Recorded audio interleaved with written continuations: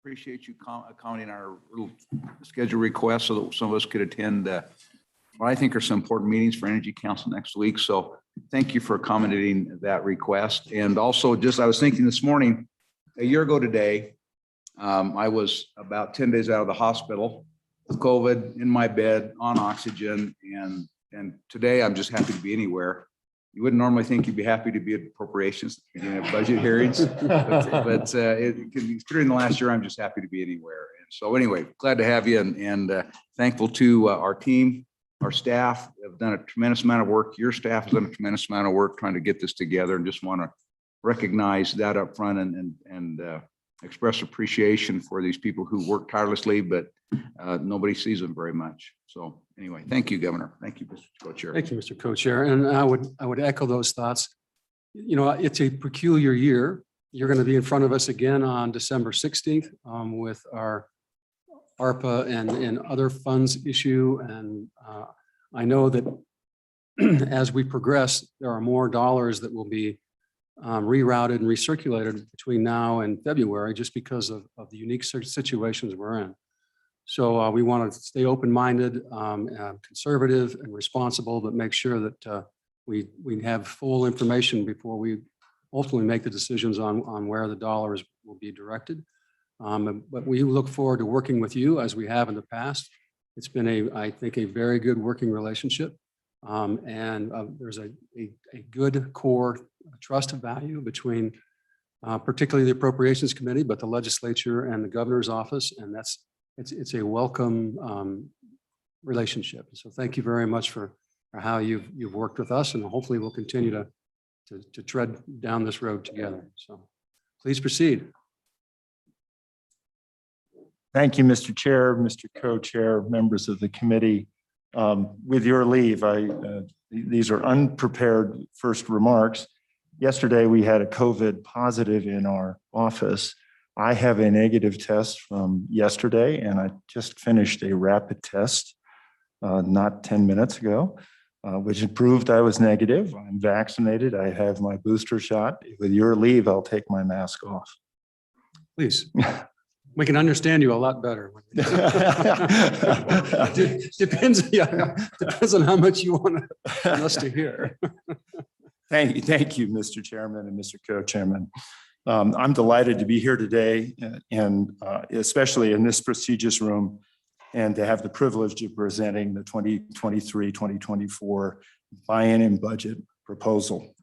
These are, as you've mentioned, interesting times. Never before in our state's history has Wyoming weathered such volatile revenue streams. We've been faced with so many challenges to not only our core industries, but to the social fabric of our state as well. Together, though, we have confronted these obstacles with perseverance and gumption that our forebears would have envied. It is an honor to be with you in this room. For the first time, a biennium budget is presented since the Capitol was refurbished. This room sits directly across from the rotunda, where there are two of De La Salle's statues depicting truth lighting the way and justice on her right, framing the historic Supreme Court. That is the room where our Constitution was signed, and that is the room where indeed this Capitol earned its historic designation. I will note with a touch of irony that when you enter this room, you must pass between hope and courage. The other two sisters that watched over all the doings at the Capitol. But I entered this room today with all those thoughts in mind and the knowledge that this budget reflects the work of many people who worked hard to prepare this budget proposal. Before I begin, let me thank them for their extraordinary work. Any biennium budget is an undertaking, but this one has been especially demanding, coming as it does on the heels of the worst decline in state revenue since statehood. Remember that in 2019, around this time, the Saudis and Russians were gearing up for a price war that ultimately drove oil prices to negative levels in the spring of 2020, just as COVID-19 was beginning to smother economic activity around the world. This year opened with new administration in Washington, which has been bent on stamping out the very fossil fuel industries that have built this state. You all know the tasks we had last year, tacking away at an already lean budget the 65th legislature has wrestled over just days before the pandemic arrived. Thank you for your respect of that process. We are not done. This Biden administration has further compromised Wyoming's traditional sources of revenue, leaving us with a relatively uncertain future. So even though temporary market pressures have improved the revenue estimates of the CREG, we cannot be confident they will remain so for a very long time. Therefore, this budget seeks to find a sensible balance that avoids the most draconian cuts we are obliged to make in 2020 and prepares Wyoming for the challenges that lie ahead. One should note that this budget cycle brought additional responsibilities for those preparing budgets, and I want to thank all of those who have been responsible for tracking, authorizing, and distributing Federal CARES Act and ARPA dollars. This has been no easy task, and it has fallen in the middle of preparing this standard budget. This year's efforts have been a big lift for the past 18 months. Their commitment has made and will make sure Wyoming continues to live within her means. Wyoming is truly blessed to have such good people working for her, and I am profoundly grateful to have the opportunity to work with them. I would like to thank my staff in my office, many of whom are here, the Office of Homeland Security, Department of Health, State Auditor's Office, the State Budget Department, for delivering and diligently wrapping up the accounting of an additional $61 million in Federal Emergency Management Agency funding that supplemented the CARES Act. Simply a remarkable undertaking and an important additional resource to keep Wyoming citizens' taxes low. A thank you is in order for you all as well. I have especially appreciated and want to echo your comments that it has been an honor to work closely with you over the past few years. We have done so respecting our constitutional responsibilities, and I have to say that it is a model my peers have admired.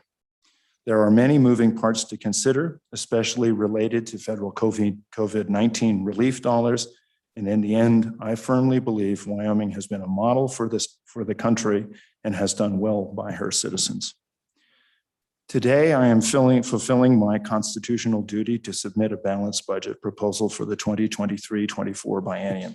A few high-level points that we have tried to emphasize in this budget are to make it more transparent by reducing the number of reoccurring B11s, redirections of funds, more correctly report repeating contract workers as FTEs, and just as we recommended in my last biennium budget, reducing the number of peripheral funds.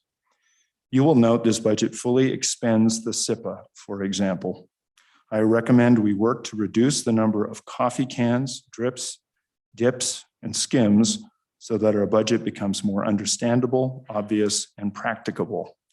As treasurer, I brought to the legislature's attention how inefficient interfund lending can be and how potentially problematic good intentions that don't track consequences can be. An example would be the Hathaway, which has an unlimited borrowing capacity. This budget is necessarily complicated. This budget, on the other hand, is necessarily complicated because it features the CARES dollars, FEMA recouped funds, and ARPA funding. But behind it all is this budget's foundation, which is meant to be simpler. While Wyoming has seen a welcome uptick in revenues recently over the past few months, that the Consensus Revenue Estimating Group has noted, I remain concerned about the long-term sustainability of Wyoming's revenue sources. Markets give and markets take away. When they are manipulated, the results can be sometimes very unpredictable.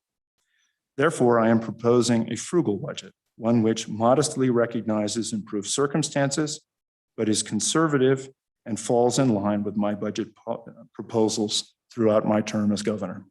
This budget is aimed at continuing to improve efficiencies within government while providing the essential services we need with the hope that we can save or invest millions of dollars in serendipitous revenues that can help us to avoid the kinds of extreme cuts 2020 required. Today's good fortune is a reprieve. It is not a solution to our revenue stability.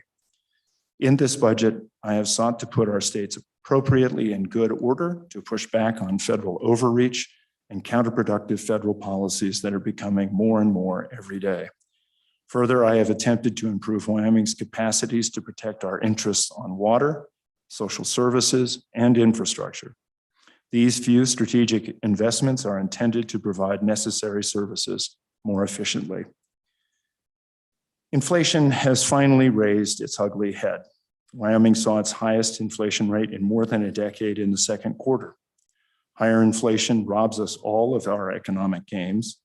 It impacts the budgets of families, businesses, states, and local governments. Unfortunately, this is a grim economic reality we must also face in this budget.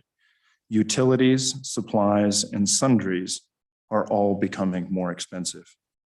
The statewide agency budget summary shows that I have proposed a general fund budget totaling $2.3 billion. That number continues to be well below the $2.8 billion that we budgeted during the last biennium before the arrival of COVID-19. You all asked that we work to save general fund dollars to the best of our ability, and we have begun that effort. Our work to save ARPA dollars had made this possible. This year, that $2.3 billion includes $185 million in major maintenance. As you will recall, last year, in order to avoid having to make further reductions during the supplemental budget process, we deferred spending on the maintenance of our buildings and then used the strategic investments and project account to pay for the remaining maintenance. This deferred maintenance in some places has only compounded an existing maintenance shortfall, which now must be addressed.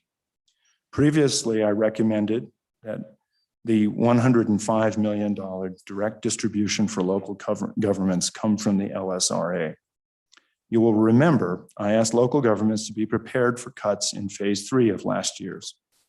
I firmly believe these cuts would have been crippling for our towns and our counties. In this budget, I have restored the $105 million recommendation, but you will see reflected in my profile that I have recommended it come from the general fund instead of the LSRA.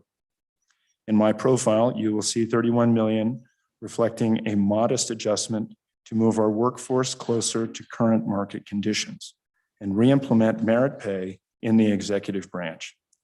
I have also included within the profile compensation increases for the University of Wyoming, our community colleges, and the judicial branch personnel, making the total employee compensation recommendation around $53 million.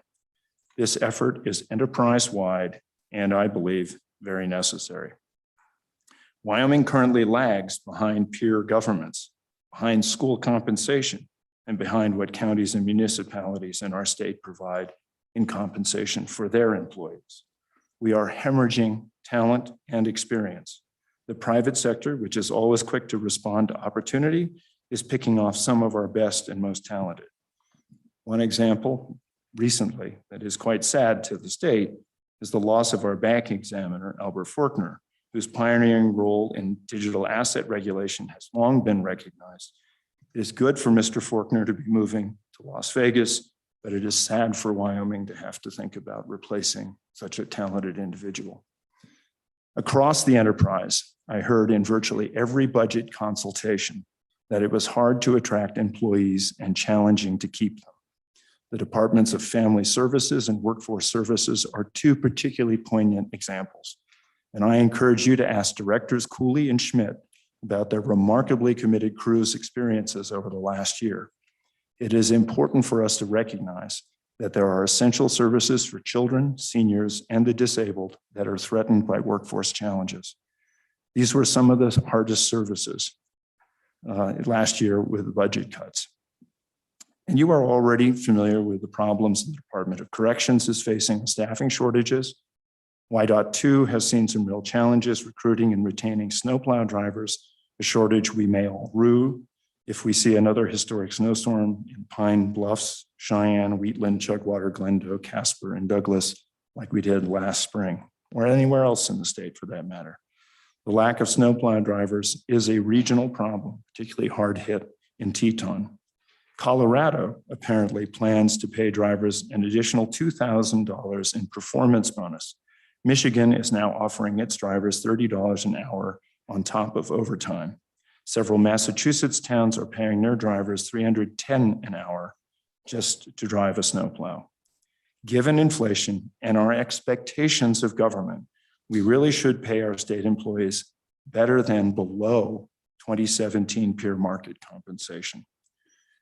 A recent survey conducted by ANI shows that 38% of state employees report having to have a second job. 3% of our state workforce report that they must avail themselves of TANF and SNAP and other government services because we are so cheap. We continue to ask our employees to do more with less. Last year, we cut 324 positions. Technology, too, is expensive and can only accomplish so much. We need to keep our people and recognize their good work. Otherwise, they will leave us just as we need their work most. Mind you, I'm not asking for the moon here, simply moving our folks closer to market while simultaneously implementing the merit pay that has never been really implemented for state workers. If you want to run government more like a business, then I guess you need to run it more like a business. Remember, these are, in many cases, the people who most directly support our local economies.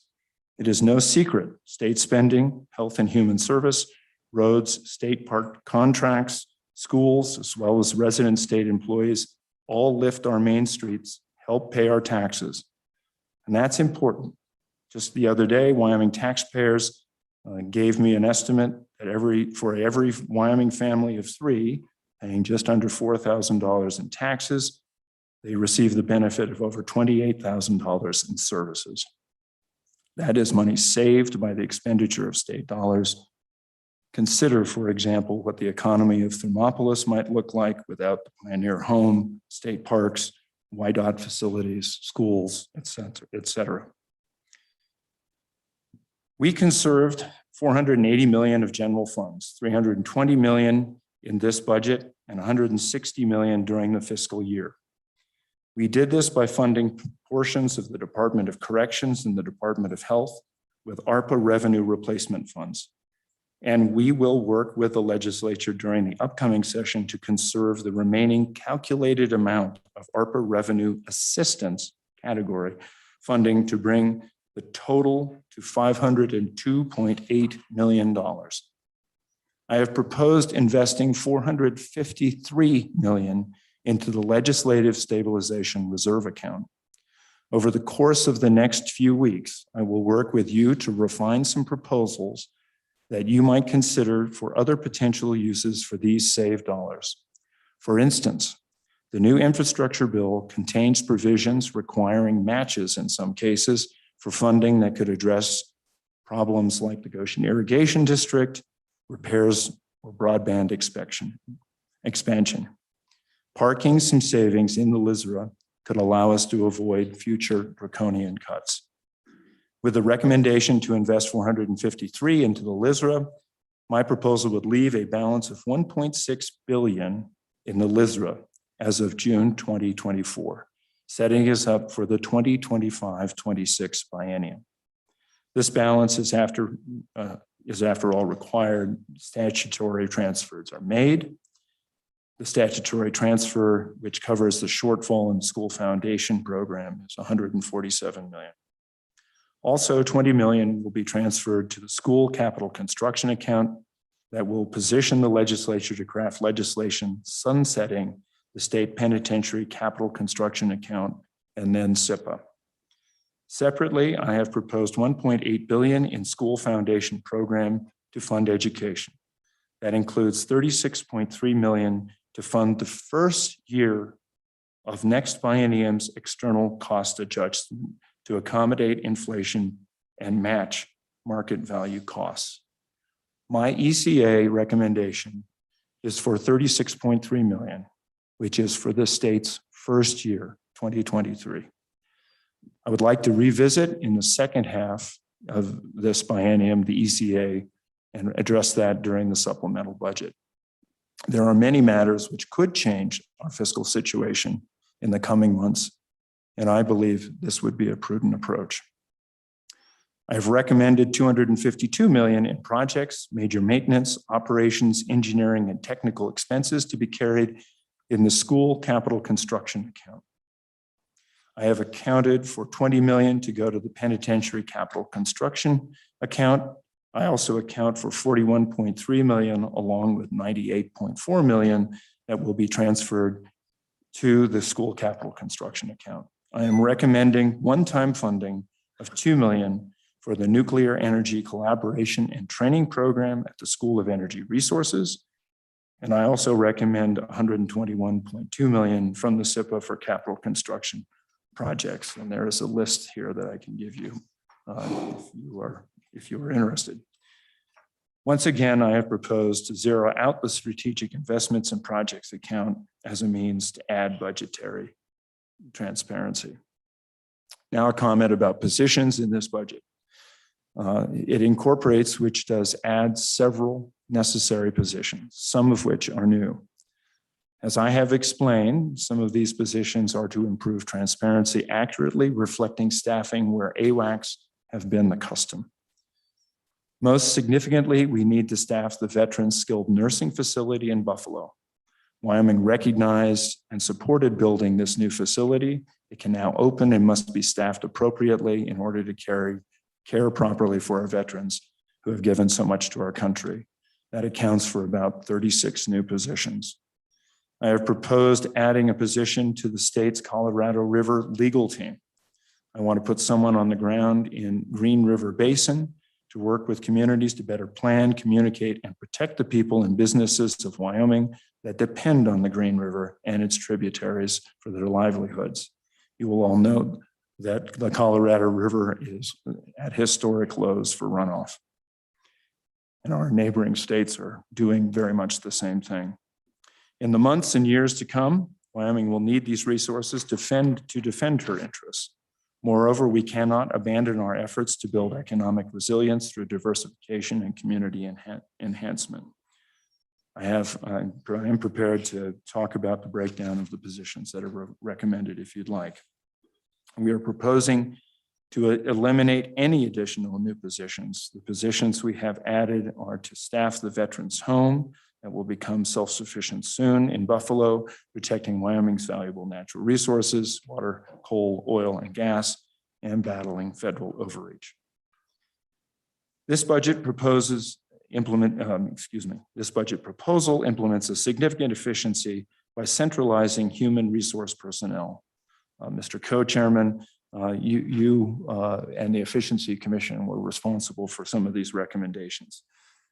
It eliminates several positions and reduces spending. These human resource professionals are more important than ever because the entire nation is certainly facing significant workforce challenges. From dealing with the pandemic to executing effective remote working options and other means to save dollars, these employees are crucial to creating an effective and leaner state government. Their work is even more critical today as they help state agencies retain valuable employees and find experienced talent. Almost every agency is facing shortages of workers, and their work will help agencies address a universal shortage of qualified applicants. Centralization allowed us to better align our remaining resources across agencies. In each agency, you will see that I have recommended adjustments to align the budget with this new paradigm.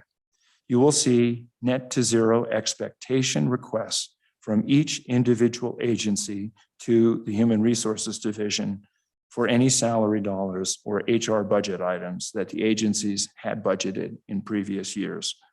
These reflect the efforts that we have made to consolidate HR. It is an effort, as I mentioned, that the Efficiency Commission recommended. There are approximately 82 positions that are affected. Drought conditions mean we need to be prepared for another bad fire season, and I am asking for 20 million for replenishing the fire contingency account. This is needed to protect Wyoming people and property, but also to try and defend our forest products industry. I have to tell you that Wyoming performed admirably last year compared to our peers. At one time last summer, Montana had over 300 fires burning, and we all know what happened in Oregon and in California. Finally, let me take a moment to discuss the Federal American Rescue Plan, ARPA, that has given us some unexpected monies. These dollars arrive from DC, but they are borrowed from future generations of Americans, including our own children and grandchildren. Therefore, I believe it is our responsibility to make sure our grandchildren get the benefit. That is the Wyoming way. Consider our permanent mineral trust fund. It pays a substantial part of our taxes. If it had not been for the legislatures of the 1970s, when times were also tough, we would not be receiving the benefit of over $15 billion of investment might. On December 16th, I will be back here in front of you with a proposal related to the American Rescue Plan Act. These are ideas that I believe will help Wyoming drive towards a future where we are better positioned to thrive. In preparation for that proposal, I have launched a website, which is drivethrive.wyo.gov, drivethrive.wyo.gov, that has information on proposed projects that I am evaluating. It also includes an opportunity for the public to provide input.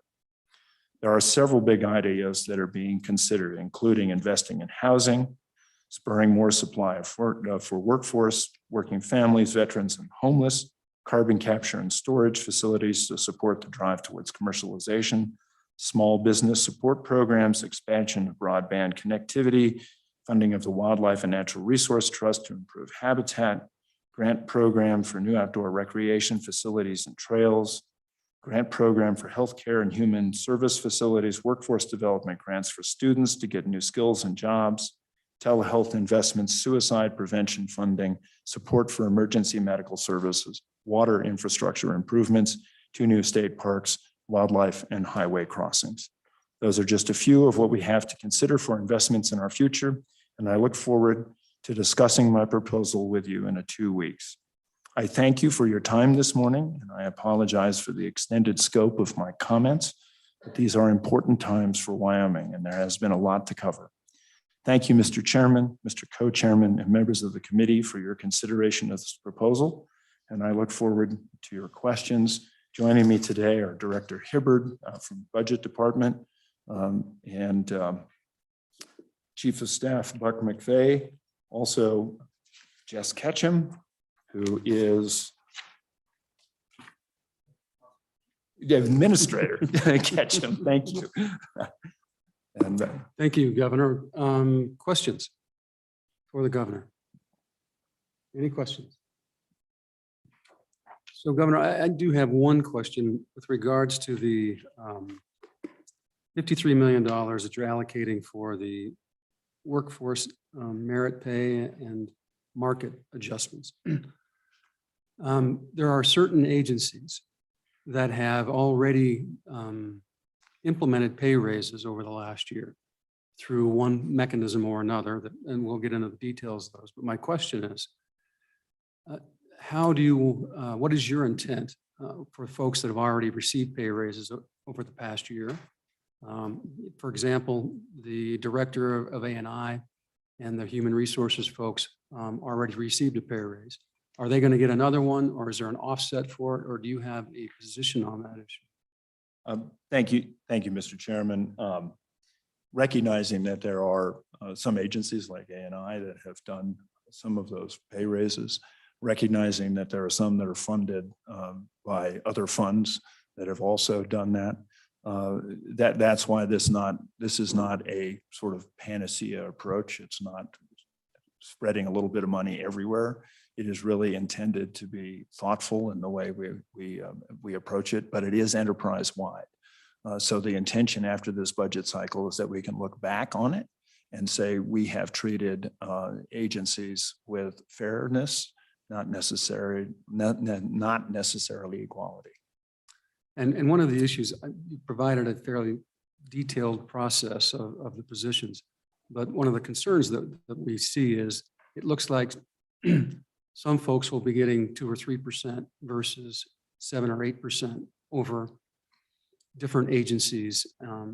And so my question is, how do we address that with these particular agencies who may not be receiving a full 5% pay raise versus those that may be receiving an 8% pay raise? Mr. Chairman, thank you. Thank you for that question. I think I'll defer a little bit to Kevin on this, but I will bring to your attention that we have prepared a budget book which has compensation facts really across the spectrum. We did intend this to be enterprise-wide, and most importantly, we implemented several years ago this process of evaluation for employees. It's a laborious process. It requires lots of arcane language, and it, coming from a small business background, it's cumbersome.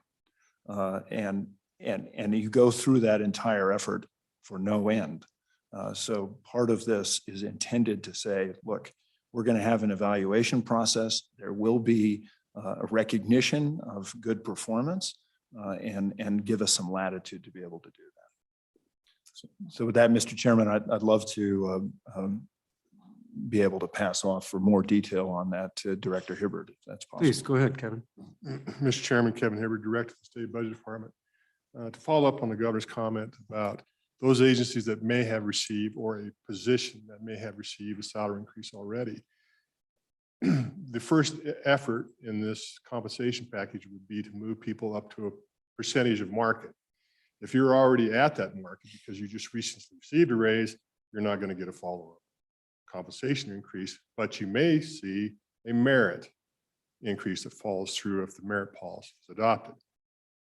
As far as the process goes, we're going to implement the same thing that we have in the past. And that would be that collaborating with the governor and the Joint Appropriations Committee and the legislature, setting sideboards about what you want to do as far as setting the expectations of what the market percentage would be, or how you would like to address the merit. And like the governor pointed out, we've got the fact book, and we'll be having plenty of those conversations.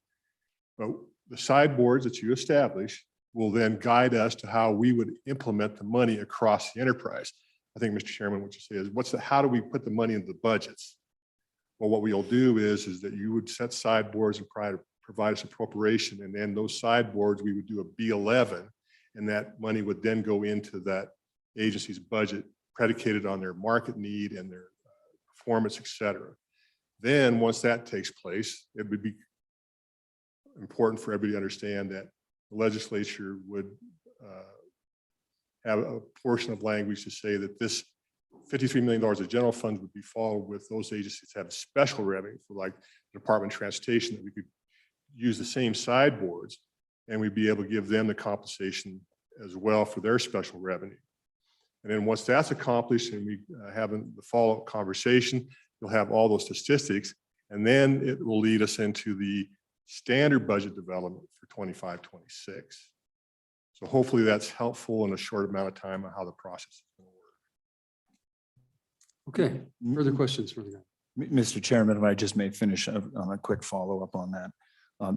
Director Bach and Director Hibbert and we have worked kind of together, and so each of us carries a piece of that, just so you'll have lots of opportunity to discuss this. Yeah, Thank you. appreciate that. Representative Stiff. Mr. Chairman, Governor, thank you so much for your remarks this morning. And I want to congratulate you on your initiative with the Wyoming Innovation Partnership Program. I'm very supportive of that. Thank you for doing that. I do have a question. I noticed that you, that there's $27 million that you've now allocated.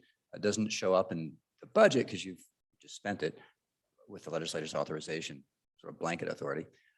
My question is, it looks like that's I can't tell from reading it if that's a 1 year or if that's a 2-year funding. And then the larger question is, if we set up this program, what's the plan for funding it going forward?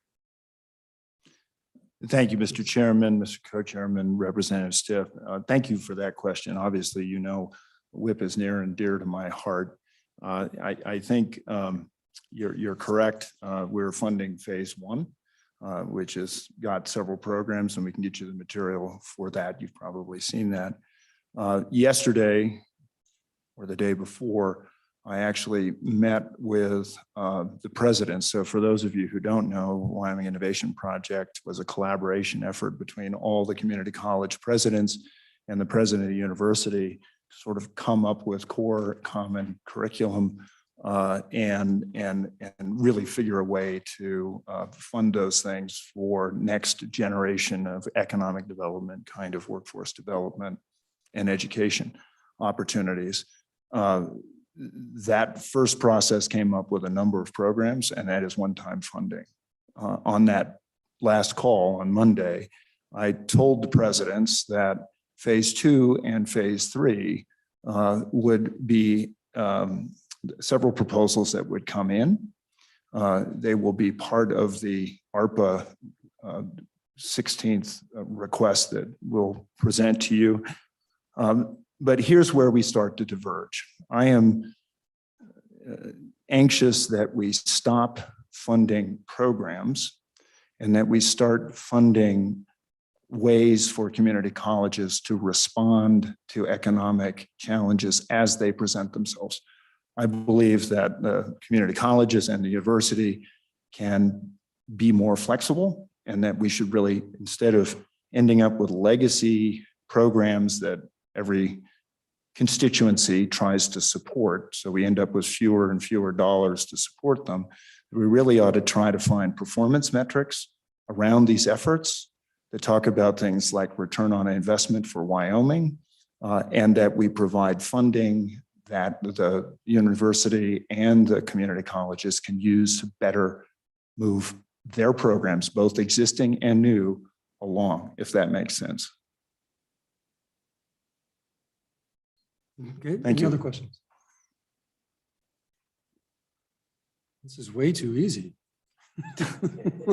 You talk long enough, people fall asleep, Mr. Chairman. Okay, well, thank you very much for your comments. We appreciate it very much, Governor. Thank you, Mr. Chairman, Mr. Co-Chairman, members of the committee. Again, it's an honor to be with you. Thanks.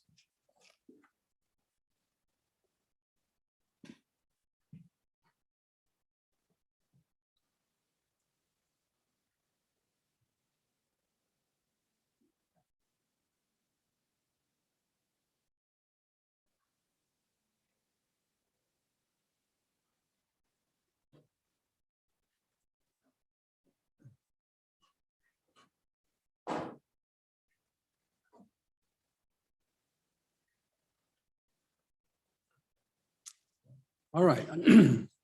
Buck, what's the next step?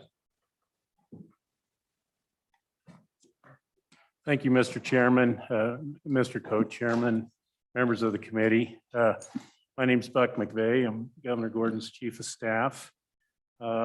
Typically, what I'd have here with me today would be my policy advisor for that helps with the budget, Erica Legursky. I regret to inform you she's out. She's out today, feeling ill. I'm sure she's participating with us in some capacity, but Was Erica tested positive? yeah, and as the governor mentioned, we had another case of a positive last night. I will say, as the governor did, I tested negative yesterday. I got my results back, full vaccination and booster, and if it please the committee, I would remove this mask gladly. Please do. Thank you. Yeah. We wanted to make sure it was you behind that mask. Yes, it is, by golly. I would point out too, Mr. Chairman, to my right is I have Roy Horsley, who's the Chief Financial Officer for A&I, and she is instrumental in our budget formation, as is Director Hibbard and Administrator Ketchum in this case.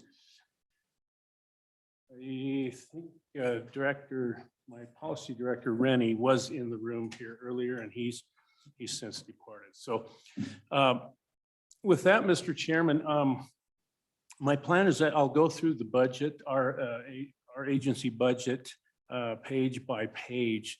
We do have 4 budget exception requests under as we progress through the book, and my plan would be to discuss in detail those requests as we come upon them through the book, if that's amenable to the committee. Absolutely. All right. That'd be great. All right, with that, I think we could start out, going to page 4 in our budget. And this is basically just shows the summary table of the governor's office, and it does include the Office of Homeland Security. Let the record reflect that your chief investment or chief policy advisor has returned. And Director, if you want to stay there or you join me up here at the table, you're more than welcome here, sir. Thank you.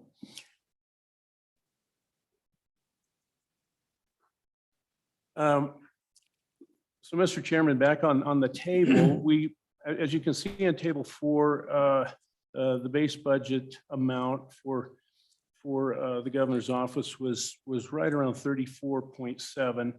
Standard budget, however, was 52.3 million, and as is the governor's recommendation after our exception requests were put in. I would also point out for the committee that the governor's office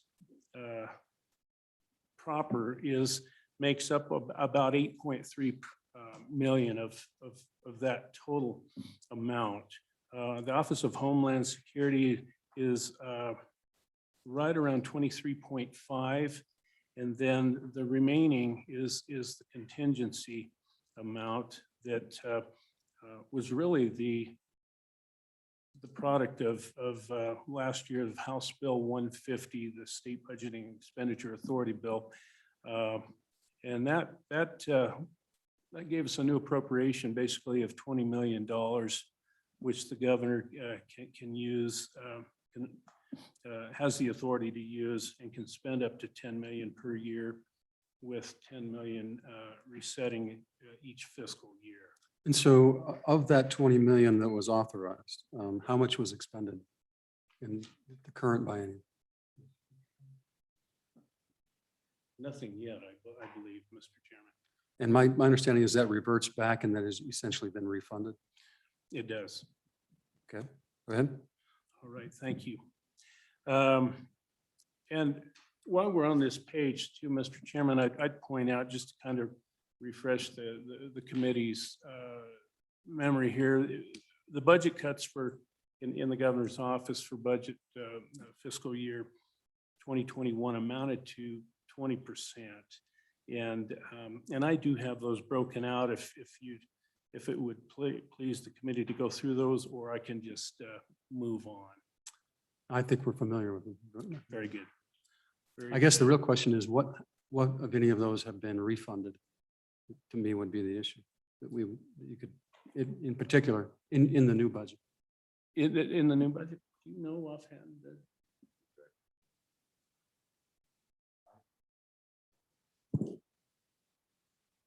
Mr. Chairman, Rennie McKay, Policy Director. Thank you. I think as we look at this, there's a few nuances to it, but very few things have been refunded. There is a discussion about the FNRPA spending authority, but that's not money. That's only spending authority out of the existing funds that have carried over from previous biennia. Correct. So that in terms of the idea of clawbacks, our office does not carry any. Okay, thank you. Thank you. All right, moving on, you can please turn to pages 5 through 8, which is the department narrative. Really, I don't need to go through that, I don't believe, other than I would point out under the agency challenges, risks, and priorities, I'd like to point out that the governor's office is made up of 19 positions. And that does include the governor and one AWAC position, which is our chief energy policy. 1 second, Representative Larson. And back to that point, I guess one of the questions I had as I went through your budget is as we've worked back and forth over the interim, we're looking at the possibility of trying to put into place some CO2 sequestration. We've got our nuclear program that's on board. We've got a hydrogen hub that we're playing with, trying to do. We've got a lot of work coming up at F.E. Warren. And I've kind of sensed that the governor's office in trying to oversee all of that was stretched pretty thin. And I was surprised that we haven't seen anything in there to try and get you some help in overseeing that. So I guess my question to you then, are you telling us that you've got the adequate staffing to what you feel is to oversee this stuff? Or I mean, I don't want to jump over a dollar to save a dime. Mr. Chairman, Maybe a Representative quarter. Larson, very good question. I will point out to you the object of one of our main objectives in preparing this budget was keeping it as flat as possible. And that was and that goes along with keeping our staff at a minimum. We do recognize that we are stretched very thin, and we're stretched very thin in our really our natural resources and energy area. I could defer, and I will defer to Director McKay, who oversees those areas, and maybe he can shed some light as to our plan. Go ahead, Ray. Mr. Chairman, one area that we're certainly looking at too with the ARPA is because some of this is the administration of that funding and trying to figure out how we can be more agile to respond to things. We had no idea. You set up a traditional policy office and you say someone's going to be in charge of coal and somebody's going to be in charge of agriculture and somebody's going to be in charge of oil and gas. Somebody's going to do healthcare. All of a sudden we had $1 billion dropped on us in a global pandemic, and that really did change how we even look at how we run an office. So I would tell you we're considering something that we'd bring to you via the one-time funding, because we do think that there's a one-time nature to this with the infrastructure bill. You brought up the hydrogen hub. If we were awarded one of the hydrogen hubs, that's $2 billion of investments that we could see. So being agile and having the ability to try to chase that over the next year, it's probably only going to last a year. And then if we're successful, we would need to come back to you all and say, okay, we landed to the hydrogen hub. Now we're going to have $2 billion of federal money, and we're going to have all the private money that comes with it. How do we help take advantage of this? How do we take advantage of opportunities like having the first small modular nuclear facility built in the country in Wyoming? How can we be quicker to respond to help on that? And it's an interesting question because we've looked around the rest of the country and nobody has ever really done this. So we are going to be asking you, I think, for something unique as we go forward. But I sure appreciate you thinking about us because it's been a tough year. Sure. I was just wondering if that was a setup question. Low and over the plate, Mr. Chairman. So, well, but my concern as we've worked on some of these things is that it takes a lot of work to even get an application or to get a game plan. And, it causes me, Mr. Chairman, and I think those around as we try to diversify our economy for manufacturing and these other things in the state, we're really looking at the executive branch to help provide the guidance to do that. And, I don't want to look back and say, geez, we had just done this. So let's put another date. We're hoping that we'll see that on December 16th. Mr. Chairman. Kevin, go ahead. One of the provisions that we have outlined in the template for the request of funding that was going to be for the ARPA dollars is the administration aspect of it. Now, naturally, the U.S. Treasury has these categories, kind of like our object categories. And it would be like natural gas development or broadband or something to that effect. But there's also an administrative category. Now, we've had the administrative category already set up. $248,000 for the budget department, which we have the 2 AWACS has just paid off huge for us so far. And then $40,000 for the kickoff on the governor's office. Then we have the Clifton Larson Allen contract for $3.1 million. It's very detailed about what their required to do to help us with these applications and also the reporting of this. That $3.1 million is the large portion of the administration costs that we've thus far B11 out of the ARPA dollars. But that $3.1 million is what is centering on your question. How are we going to get there?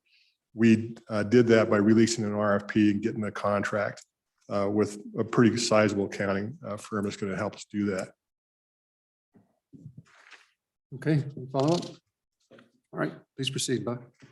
Thank you, Mr. Chairman. Okay, so we are on the narrative, and pleasure of this committee. I think unless you'd like to go through the narrative by section, we could go ahead and skip to page. Mr. Chairman, can I ask Mr. McVeigh to just get a little bit closer to the mic or get the mic closer to him, something or other? Thank you. Thank you, Senator. I'm sorry about that. But if it's okay with the committee, Mr. Chairman, we'll just skip to page 12, which is the kind of the broad overview department org chart. And then page 13, which outlines our department priorities. And this does reflect our 4 exception requests. That, again, my plan is we will go ahead and discuss those individually as we move through the pages, if that's okay. That'd be fine. All right.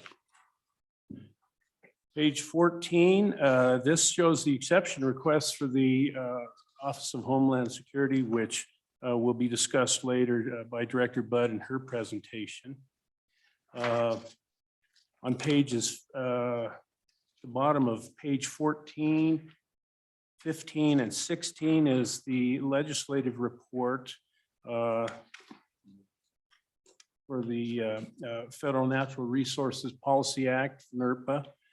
This table outlines or identifies the entities for NERPA funds, the amount encumbered in the project or case. We can go through that if you'd like, or else we can skip. Go ahead. Thank you, Mr. Chairman. Mr. McVeigh, on the natural resource plans, there's several of them that for NERPA funded. How many counties do we have remaining that still need to do a natural resource plan? And then how often do we update those plans? And so where would we be in the process? It's kind of a 3-part question there. Great. Mr. Chairman, thank you. Representative Walters, I am going to defer that one to Director McKay. Mr. Chairman, I'm sorry, I'm not much more help on this. We're certainly working with them. For instance, we're just giving Niobrara County another $7,500 this month to help on theirs. But in terms of who's completed them or who has received the funding, we need to get that for you because there's probably 2 questions there: who's received their funding and who's actually finished. That money does revert, and I believe we're over $200,000 left in that account, and that reverts, whereas the rest of FNRPA does not. So we're working with the counties to make sure that if they're going to use this funding, they're going to get it done. And I believe it's every 4 or 5 years, but I'll get that for you too from the counties. Good. Go ahead. Mr. Chairman, thank you, Director McKay, on that.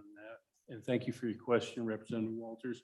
I do note on the table that the counties that are listed from Campbell, Carbon, Converse, Crook, Johnson, Sublette, Weston, those counties in particular that are listed on that table. So I do have a question, Buck or Rennie, with regards to the Wyoming County Commissioner Association, 1 full-time natural resource attorney. Where is that attorney housed out of? Is that a contract attorney, a state employee attorney? Mr. Chairman, I'll defer. Mr. Chairman, thanks. She is a full-time employee of WCCA, and WCCA does receive their state benefits. So it's that connection with the County Commissions Association. So she's an employee over there. So her supervisory role is through the WCDA. Mr. Chairman, that's correct. But I would say I have really found that to be a productive relationship because when you have the contracting out, one of the things we've really been trying to figure out FNRPA and its administration, it's a little unwieldy. We've got outstanding invoices from 6 years ago on that were authorized and haven't been spent yet. And some of that goes to out-of-state attorneys, which may be the best thing for a county that they have found. But the more we can have in-state resources that are there to help the counties, and I hope that position is valued because that's how we see it. Is that's a really helpful one to have kind of in-house for them rather than having to go find a contract, find somebody with the experience, and then see if they're available and if they're in-state.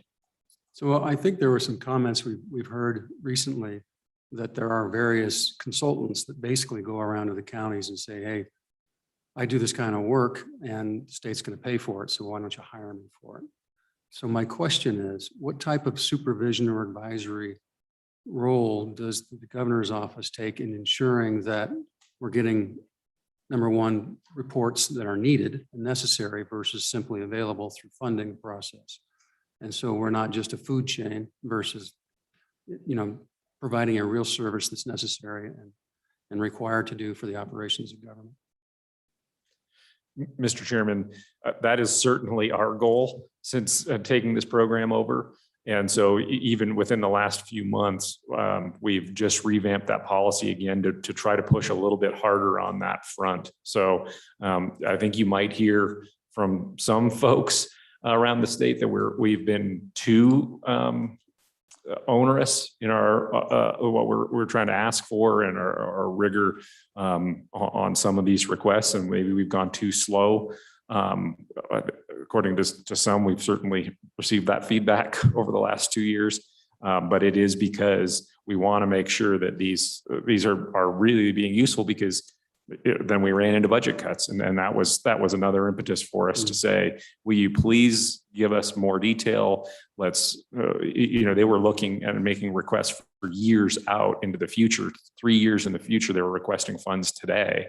And so we were saying, well, how much are you going to spend this biennium when we have this spending authority?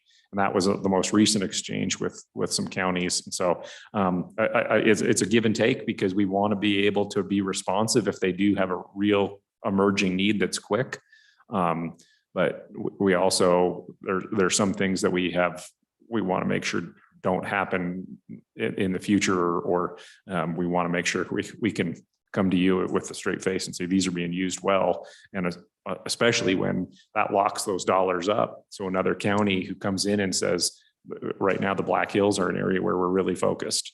And so we want to be able to have resources available for that. So we're pushing harder on other counties to say, we want to hold back some dollars. And once the Black Hills counties get their proposal in place for how they're going to respond to what's going on with that management up there of that forest.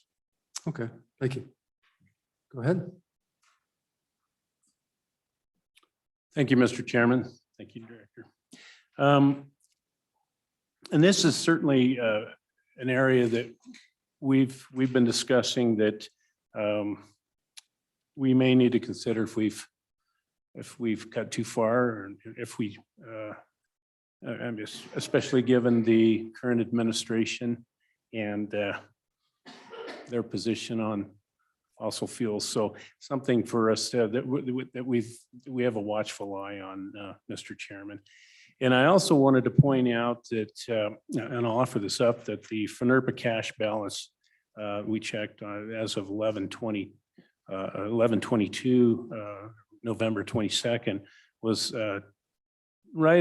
just right under 2.5 million. And this includes some items that have not, from 2015, honestly, that have not been spent yet. So do you have a reasonable anticipation of what will be carried over from the current balance? I believe this balance will carry over the entire balance. And so with that, then how much replenishment do you need? Excuse me, Mr. Chairman, 400,000 has been encumbered.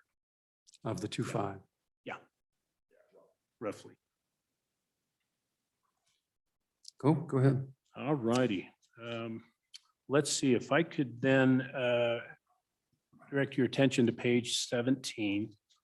And this is a summary for the Governor's Office Administration budget. And Mr. Chairman, this does reflect steps 2 and 3, the cuts made by our office. We appreciate the fact that you and Rennie took those payroll cuts. We were for 11. Yeah. That's right. All right. Page 18. And this is the unit narrative for Unit 101, the administration. And as you will recall, we did eliminate a vacant position. And this resulted in a 100 series reduction of $189,547 in our standard budget. And you'll note under section 4 on this page, the exception request this year, the Governor's Office priority number 1 exception request is to transfer 100 series funding in the amount of $25,011 to the Governor's residence for position that was actually hired at a higher rate than budgeted. The money was moved to the residence in budget fiscal year 2021 by way of B11 number 21,069. And Mr. Chairman, this will essentially just make this transfer permanent. And you will see the offset to this in the Governor's residence budget as well. Okay, so go ahead, please proceed. Thank you very much. On pages 21, let's see, 20 and 21, this just shows further details of the administration budget. Page 22 just shows the details of that 100 series transfer. On page 23, Mr. Chairman, Unit 102, the International Trade Marketing. Again, under this section, under section 4, the exception budget, the Governor's Office priority number 3 exception request is a reduction in the international trade budget that was appropriated in budget fiscal year 2021. If you recall, the original appropriation was for $250,000. The Governor reduced this amount by half through the step 3 budget reductions in 2021, in the 2021 session. And Mr. Chairman, this is, so due to the COVID pandemic, the Governor has not really been able to use any of these funds. And while he views it as very important for the state, realistically, any foreign travel right now would have to be substantially reduced and likely come from other portions of the travel budget. So what we're requesting to do is to reduce this budget by the remaining $125,000, which effectively would zero out that budget. But certainly the legislature could consider allowing that money to be carried over into the next. So, yeah, I'm just curious why you would do this. I mean, we're all hoping that by next year, this time, in the next biennium, we'll be back to as close to normal as possible. And we expect the Governor to travel and to promote international relations and business. And so it doesn't make sense to me to cut this out other than just to balance a budget. So. Mr. Chairman, we were looking at the reality of it and looking again at measures that we could take to keep the budget as flat as possible. So, and again, legislature could certainly consider this money to be carried over into the next biennium for us. Foreign travel will likely be. Or we could take the 120 for transition and just move that up into up here. Mr. Chairman, your prerogative. Yeah.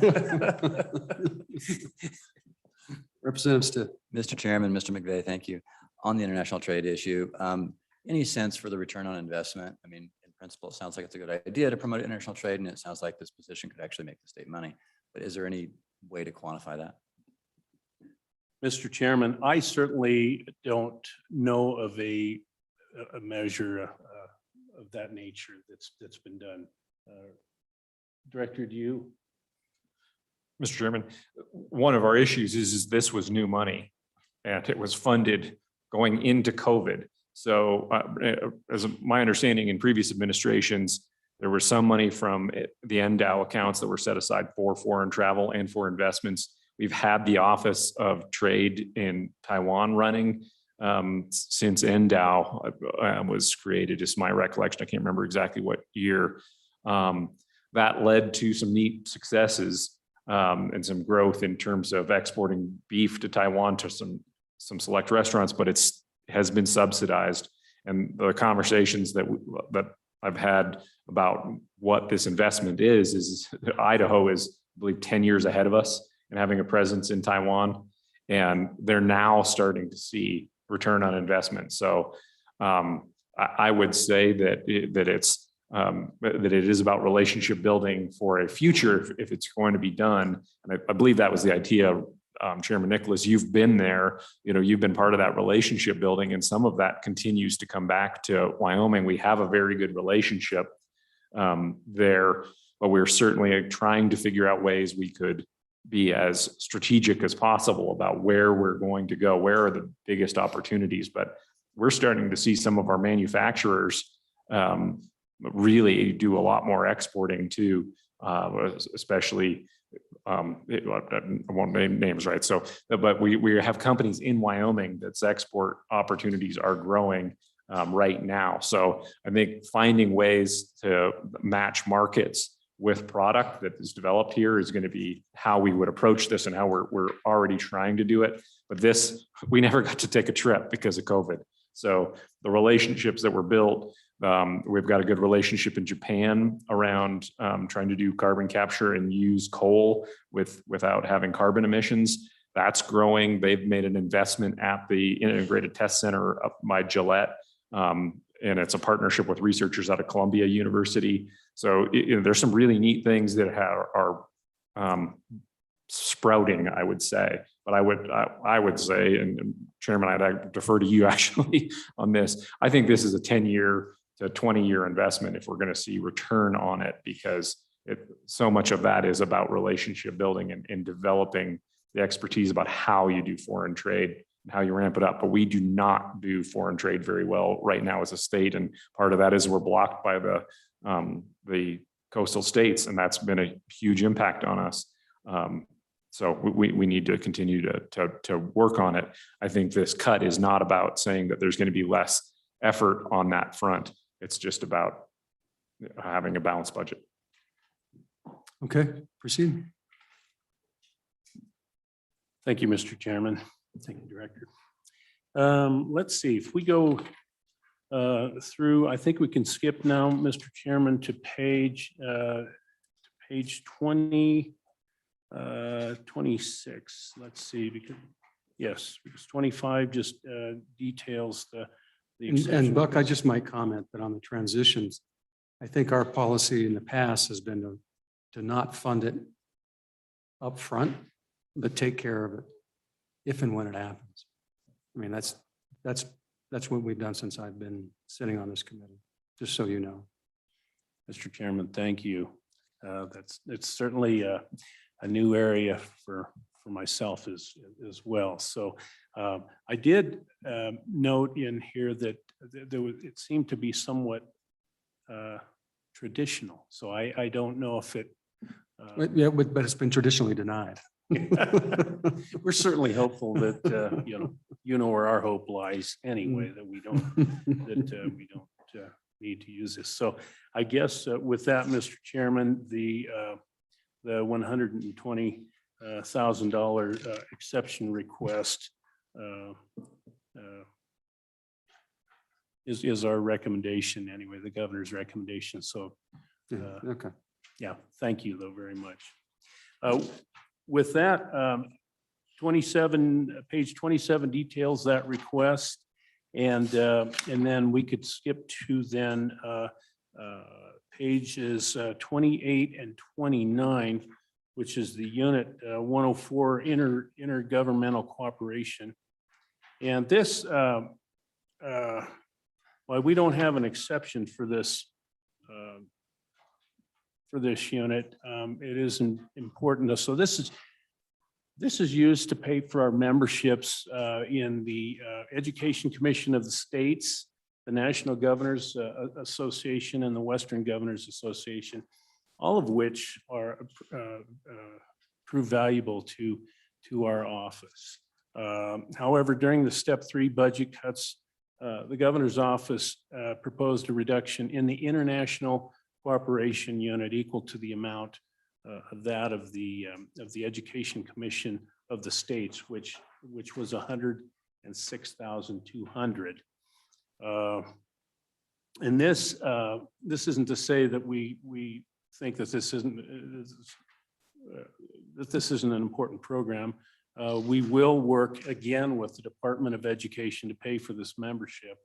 And I would point out that our office was successful in getting this amount significantly reduced, and the two departments did split the dues. The governor's portion was taken out of the administration budget. The current annual amount that is due is $42,480, and a point that this is down from the previous balance of $53,100. So again, there's no exception for this unit. Takes us to pages 30 through 32, and this is unit 201, tribal liaison. And really, Mr. Chairman, the only change to the standard budget here were those that were made by the state budget department. These are pretty traditional, and those are increases to employee benefits and ETS, which both of which are done based on formula by the state budget department. And there are no exceptions for requests for this unit. So that takes us to pages 33 through 35, Unit 301, the Commission on Uniform Laws. Again, there's no exception requests here. The governor's recommendation of $94,903. Okay. Okay. Pages 36 through 38. Unit 601, the special contingency.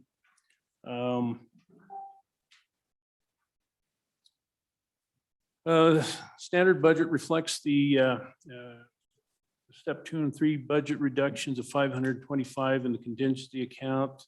Balance remaining will be the 475, which is in unit 601. No exception request in this unit. So if it pleases this group, we can move on to pages 30 through 39. 39 through 40, excuse me, which is the unit 609 public welfare emergency. And this was the budget, this was the amount that I referred to in the beginning here, the $20,000, that was set up in House Bill 150 in the 2021 session. Again, this is the appropriation that the governor can spend. Missing a few zeros. Yeah. What's a few zeros among friends? You betcha. Yeah, you bet. All right. No exception request in this unit. Pages 41 and 42 and the clean coal marketing. Go ahead, Representative Schwartz. Thank you, Mr. Chairman. So going back to the emergency response for public welfare emergencies, I'm just curious. I was talking to people at Game and Fish, and they have issues with, aquatic invasive species. Would that fall into that category? Mr. Chairman, I personally don't know.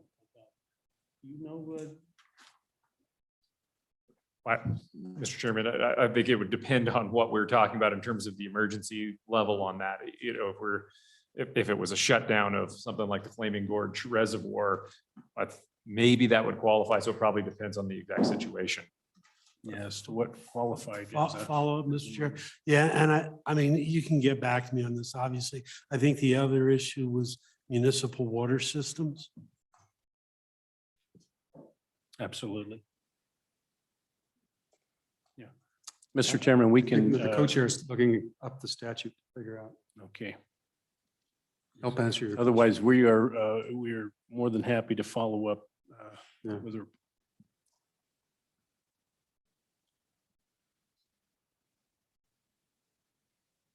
Go ahead. Oh, thank you, Mr. Chairman. Takes us to pages 41, 42, the clean coal marketing. Mr. Chairman, Go ahead. if you want, I'll just, excuse me, Dr. So under the statutory citation, a public welfare emergency means any sudden financial calamity or other occurrence, either of which A, was not foreseeable or predictable at the time of the preparation and adoption of the budget and the passage of appropriation measures. Two, the demand, or B, the demands immediate action to ensure proper functioning of state government or to protect the health, safety, or welfare or economic well-being of the state or against loss of essential public services. And C, for which other funds are not available for expenditure or insufficient to meet the needs of the emergency. So pretty broad. So it's pretty broad. So anyway, you can have your own interpretation on it. Mr. Chair, could you give me that statute, please? It's it's in the book. It's 92-1002A Romanet 25. Thank you. Okay, go ahead, Bob. Thank We like doing your homework for you. Right. Thank you, Mr. Chairman. Thank you, Mr. Co-Chairman, for that follow-up. Okay, so pages 41 and 42, Unit 904, Clean Coal Marketing. These funds will revert at the end of the fiscal year 2022, if not used, and the amount is $1,250,000. How much was used? Beg your pardon? How much was used, if any? Nothing to my, Mr. Chairman, I'm sorry, nothing to my awareness. And the coal to markets, same thing? Yeah, I don't believe we. Mr. Chairman, that fund was set up essentially for litigation. And as we talked about it just a month ago, I believe I was here, the AG handled our litigation and we went to the Supreme Court and mounted a good case, we felt like, on that coal export case, but were turned down by the Biden administration. Their solicitor is the one that recommended the US Supreme Court not even take it up. So we didn't get our day in court. So if it had gone to the Supreme Court, we probably would have started expending some of that, but we mounted a good case, but that was all done in-house without any additional expenditures. So is there any reason to replenish it or have the fund there? Mr. Chairman, that the names of some of these funds are driving me up the wall because there's two coal marketing funds. And this one was for litigation. And there was another one that we have made expenditures out, and we will, I believe we had $2 million allocated to that for coal marketing.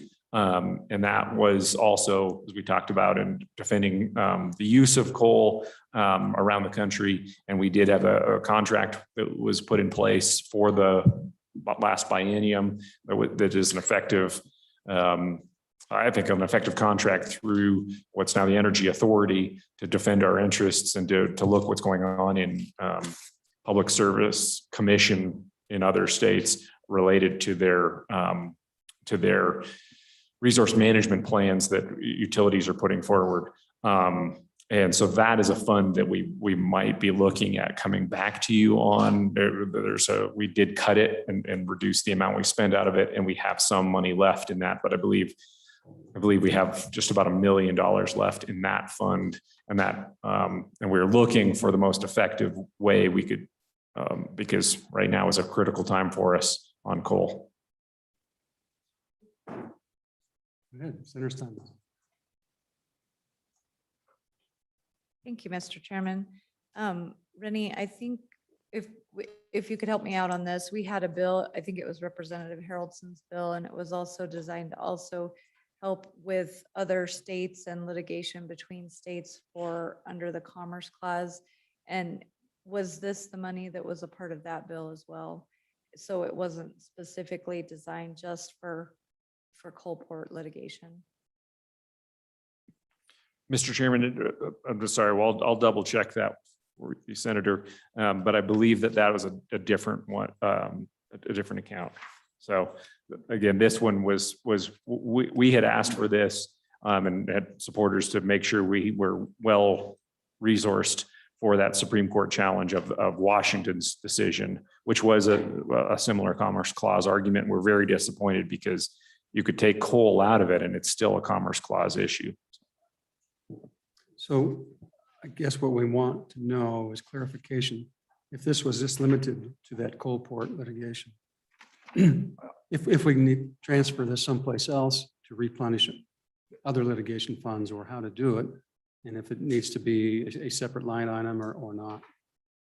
Just clarification on that.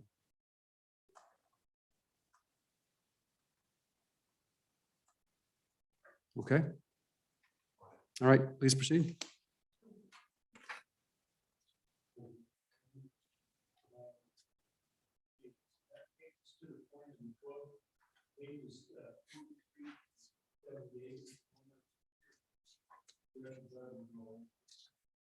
Go ahead. 1 second. Lloyd, please proceed. Thank you, Mr. Chairman. Before we go to Director Budd, I could just go back to a question, if I may, that Representative Walters brought up about the FNRPA account. And so we put $1.1 million in there in the 2020 budget, and that was to be used to help the counties do their federal land use plan. Each could draw up to 50 grand a piece on that. Time sensitive, ends at the end of this fiscal year. So June of 2022 is when that's done, just to answer your homework. Mr. Chairman, it's good to have friends. The other homework is 11 counties have adopted their newer revised plans. 5 are in the process. And there's a few others that are doing updates about status, and 2 have opted not to do plans. Okay. So we'll come back. Anything else besides Homeland Security from you? Where are we at? No, we can go to page 70? 79, excuse me. All right, go ahead. All right, unit 2401. And this is an exception that our office must request each biennium, Mr. Chairman. Again, under, see on page 80, gives some fund history from the 17-18 biennium through the estimates of 25-26. And then on page 81, it details under section 4, our exception request. And this is Governor's Office priority number 2 exception request, which is similar to last time, where we are once again requesting spending authority only. $1 million was appropriated for the 2021 biennium. However, step 2 and step 3 budget reductions were approved, which returned money to the general fund from the FNRPA account. So this exception request asks for no new funding, but rather only spending authority of $900,000 for the 23-24 biennium. And as we mentioned earlier, I mentioned earlier that The request for the spending authority is to come from the cash balance of the account, which is sitting currently around 2.5 million. So that's, Okay. So, That's it. Mr. Chairman, Please. so just a quick question on that. It's the old accountant in me. So I'm looking at the current balance of, like you said, approximately 2.5 million. We talked before that there was about 400,000 of that's currently encumbered. So we've got about 2.1 that's not encumbered. But I'm looking at my ending revenue balances in here, and it's just as a curiosity. I mean, I'm looking at the revenue balance at the end of the 2020 fiscal year, which is the end of the last biennium, was 1.6 million. The estimate right now is 1.286. I guess there was another million or so, and there's been some expenditures. Is that why the balances don't match up? I just out of curiosity. Mr. Chairman, let me check.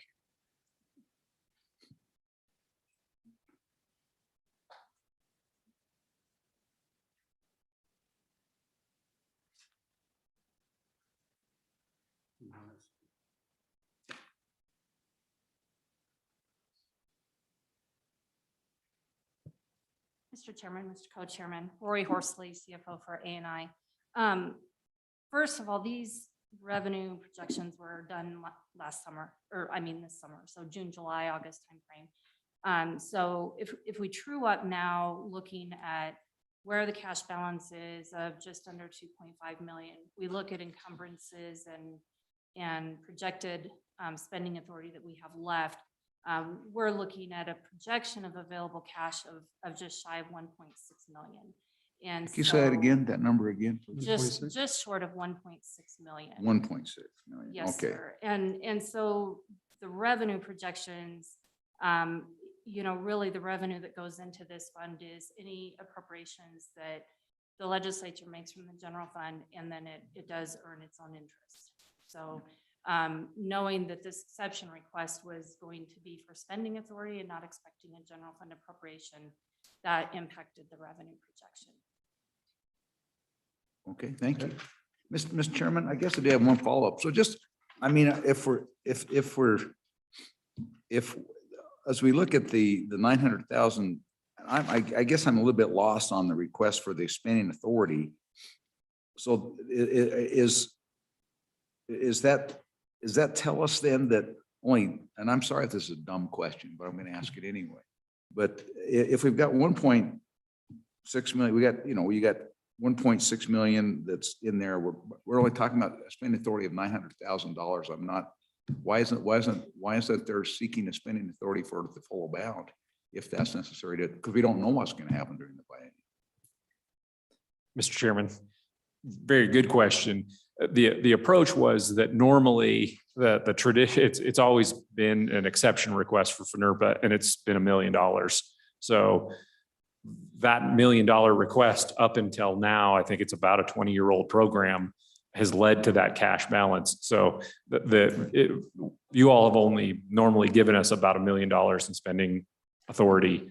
So we're trying to keep it in line. But as the chief said earlier, this is an area where over the last couple of months, things have continued to change on us. And I think we may need to ask you for either an exception request or a governor's letter or more spending authority, because,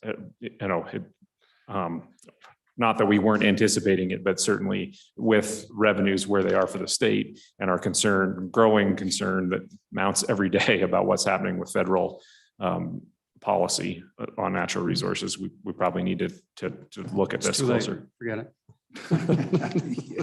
Kevin, go ahead. Mr. Chairman, the current cash balance is $2,468,779.63. That's as of this morning. I recommend that we just update the revenue table that we have in the budget book for you to make it clear. And then, yes, all special revenue funds, as we progress through the next month, you'll see a request for appropriation of spending authority, and then they'll have a similar table like this. And here's what we anticipate in revenue, here's what our anticipated expenditures are, and here's what the cash balance will be. But we always seek the appropriation from the legislature for the biennium for that and not for full appropriation. Would it make sense if we, between now and markup, that we just make it 1.5 million? Just kind of simplify the process. for us. Mr. Chairman, that is fine. I don't have any real issue with that. All right, please go ahead. Thank you, Mr. Chairman. Takes us to pages 84 through 86, Unit 2601, Endangered Species Account. Really, the governor's recommendation, 675,000, kind of reflects the step 2 reduction of 75,000 or 10% that was made. No exception request in this unit, so. Anything going on this, or particular expenditures on this from your ESA account? And, yeah. Mr. Chairman, the group that looks at that each year just met and did outline their priorities for $675,000 budget. So if that's funded at that level, there are a number of projects that will go through. Nothing had been identified as an emergent, but there are still several ongoing topics around endangered species that are very important for our industries. So we can get you that report on how it would be spent. It's a prospective list. So if it is fully funded, those are the projects that would get done. Okay, And we can provide that to you. Mr. Chairman, please, go ahead. question, Mr. McKay. So this would be broad enough to encompass not just those species that are listed, but those that are being examined, such as the sage grouse? Mr. Chairman, exactly. This account normally goes to things that are that there's a petition or a potential petition for listing, so that if they were listed, that we would be feeling the impacts across industries. So we involve perspectives from agriculture and energy and looking at what should be examined. So you end up with some interesting species of they aren't the big ones, even sage grouse necessarily. We're talking about things, plants, or things that we look at here, because that could mean you could go into a no-till situation in certain parts of the state if a plant was listed. Mr. Chairman, follow up. Go ahead. So it does encompass pre-listing is what I'm hearing. And so is this going to be sufficient? The current administration is looking at a complete relook at the sage grouse plan. Is this going to be sufficient to cover that? If we're going to have to re-engage on that. Or do you have other sources of funding if we have to go through the whole sage grouse planning process all over again, or litigate over it? Mr. Chairman, this fund has not been used for sage grouse or planning. It is about survey work. So we have proven through research in the past that some species that were thought to be where they were petitioned to be listed, the research through this account kept them off the list and provided better data. A lot of people make these petitions without good data. But to that point about the sage grouse planning, yes, absolutely, we're going to have to be ready for that. And there could be litigation, and there would definitely be planning work. It's coming up. There's our analysis for allowing development and looking at impacts for sage grouse is actually funded through that next section. Okay. The base. Thank you, Mr. Chairman. I got it. Thank you. So, Mr. Chairman, so getting to that, yeah, so we were just talking about the Preble jumping mouse, but anyway, was one of those success stories. And that's an Eldor. It turns out that my co-chairman actually litigated the Preble jumping mouse case years ago. But anyway, what I was going to ask was, so as we get there, I mean, obviously we're all guessing, and so you've reduced this amount a little bit, which we appreciate.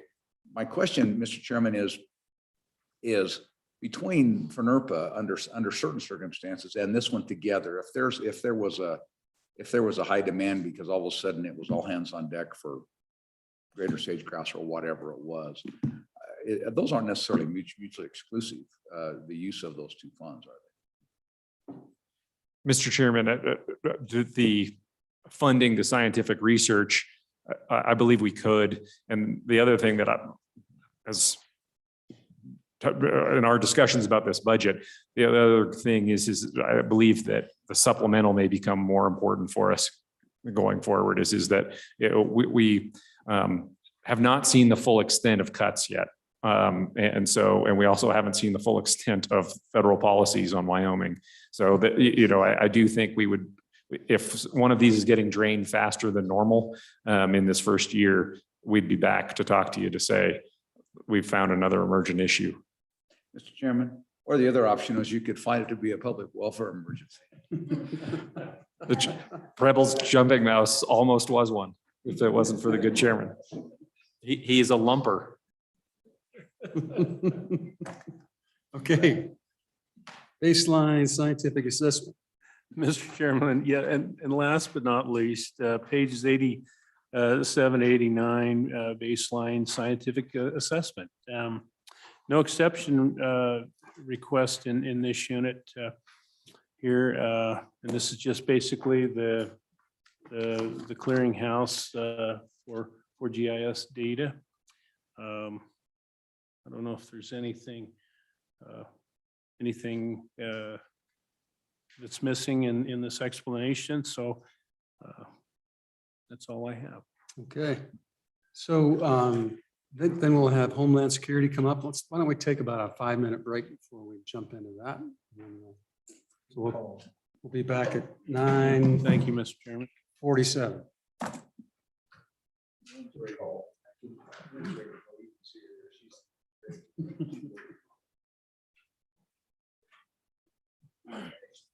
I didn't know we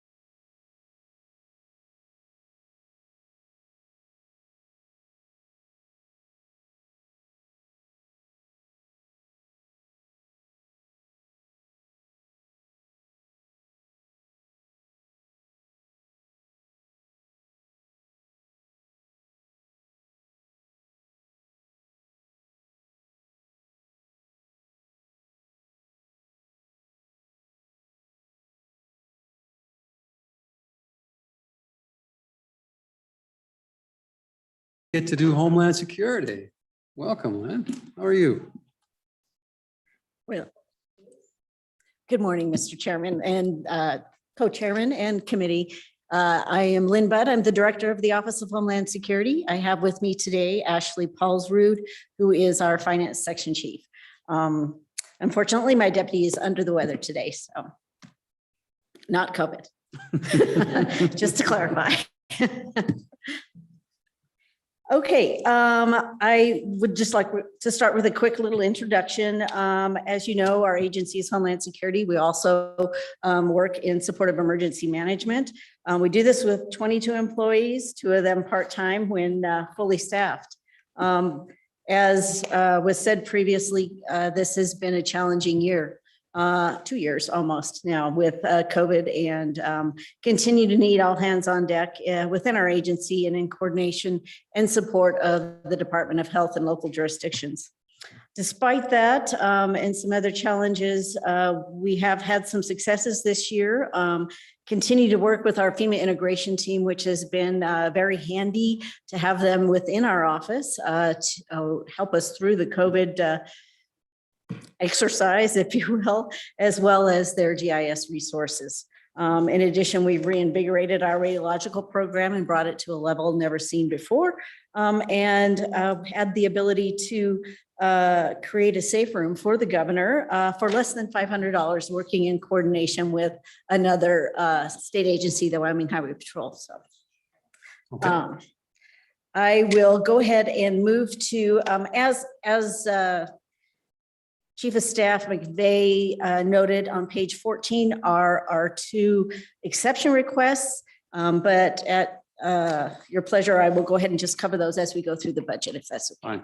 Okay, page 43 is the beginning of our budget, our full budget there. On page 44, unit 1101, EMPG, the Emergency Management Performance Grant. There are no exception requests for this grant. This is a grant that we do utilize a general fund match for the salary expenditures and in-kind match for the remainder of the expenditures. A 50-50 matching grant. Page 47 is unit 1102. This one is, we call it CAPSASI. This is our support grant for the National Flood Insurance Program. And there is no exception request for this unit either. Yes.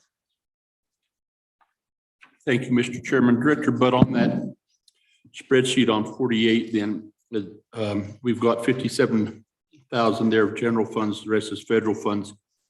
Is that a matching requirement or was it just in some? answer is yes. Mr. Chairman, Representative Larson, yes, that is. Okay. Page 49, unit 1103. This is one of our 3 units that address mitigation. And the mitigation that our office works with is the reduction of consequences of natural disasters. So it's creating projects and funding for local jurisdictions to reduce the long-term risk for those natural disasters. This particular one is a complete pass-through. We have the spending authority in there in case we get funded for one of those. We do not currently, we do have one currently funded at this point in time. But again, that's just a pass-through for our agency of federal dollars. Okay, moving to unit 1104 on page 52. This is our Hazardous Materials Emergency Preparedness Grant. This grant works in conjunction with the State Emergency Response Commission and then funds local projects, including commodity flow studies and other things to advise what is going across our roads. Again, there's no FTEs assigned to that or no general funds. On page 54, we go to unit 1105.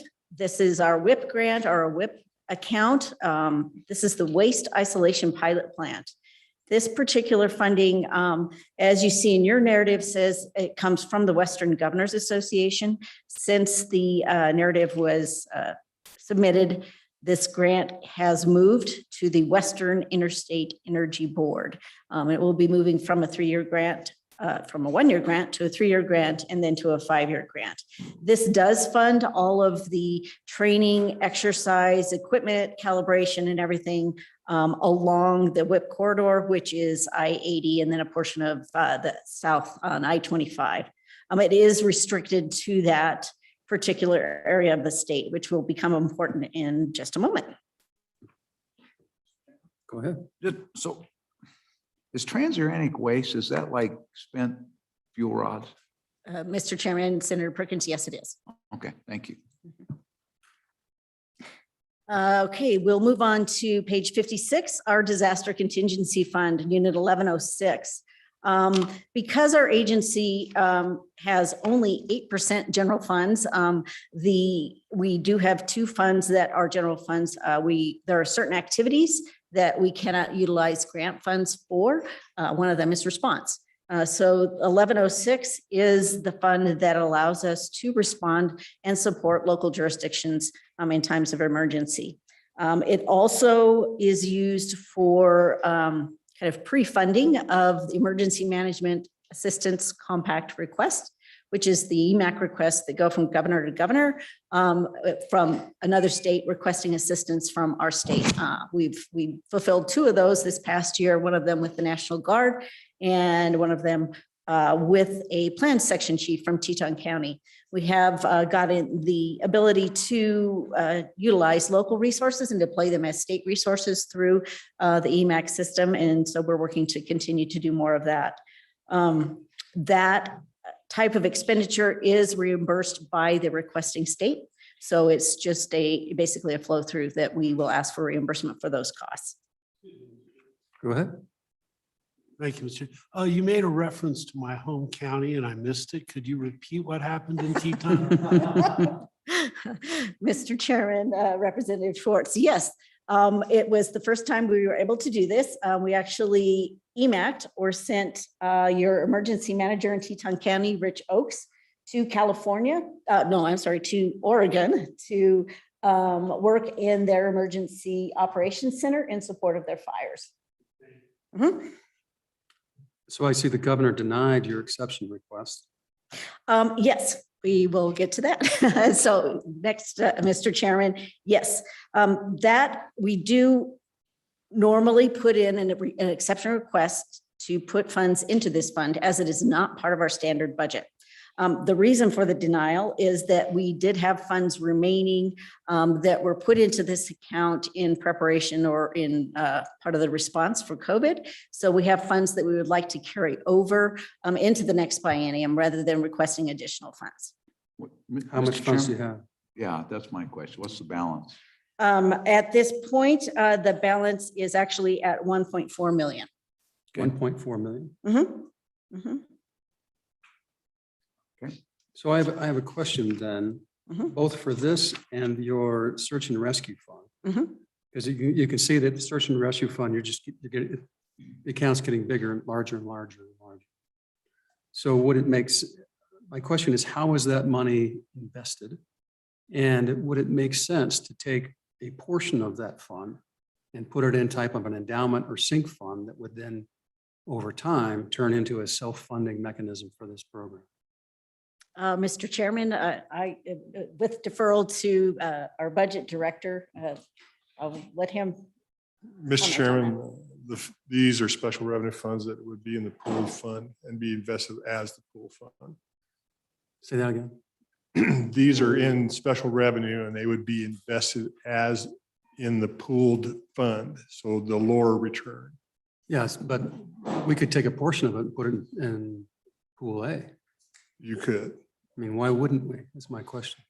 Mr. Chairman, if I can just follow on that, to answer that, is it already part of the common agency? Is it already invested in the common agency pool? Is that what? That's where the money, the cash balance is residing now, yes. Okay.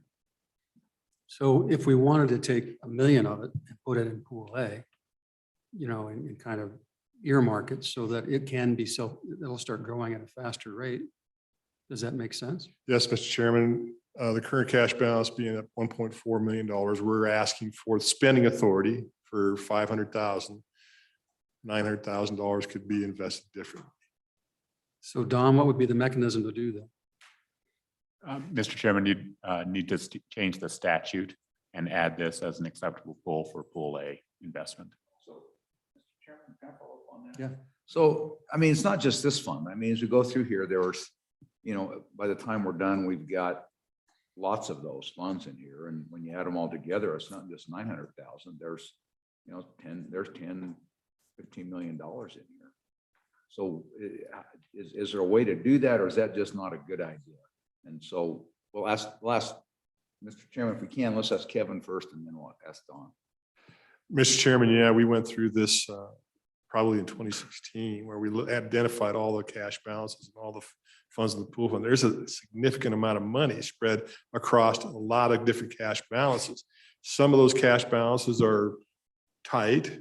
We always like to use the rule of thumb that we at least need to have, you know, a year and a half's worth of cash balance before we start increasing programmatic expenditures.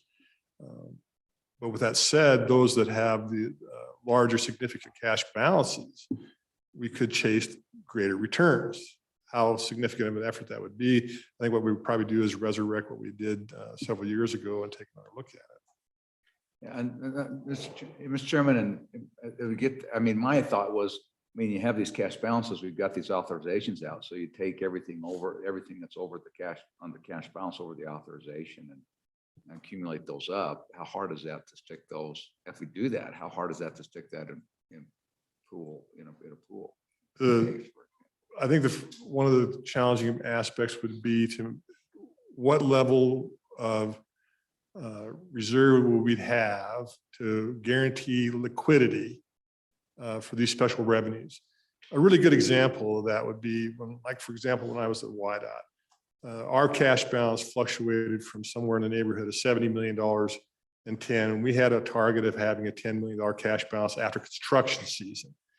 So you couldn't think about, you know, if you looked at WYDOT's cash balance and did that, you wouldn't be able to guarantee their liquidity. You have to go in through, and I think the exercise that we had before, you'd have to have a conversation with each one of the agencies and say, okay, what is your cash flow metric? How does that look? Because while we're reporting things to you on an annual basis in the budget, that cash balance might get quite a bit lower than that and come back up, predicated on the cyclical event of wherever their fees are coming from.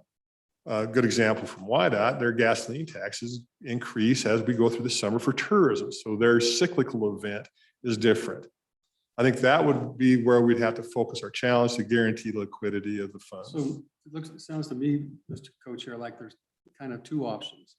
We can just go in and ask you and Dawn to find the accounts like this one, where you know fairly competently that you can go in and take a portion of it and invest it in a different way.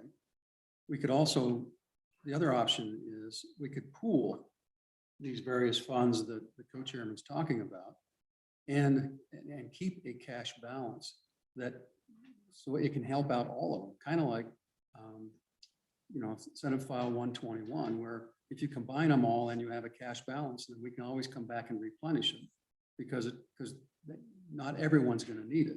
So we can create a pool for those accounts, replenish them, but then if we can take 15 or 20 or $30 million and get a higher return on it, it might, the math and the time might be worth doing it that way.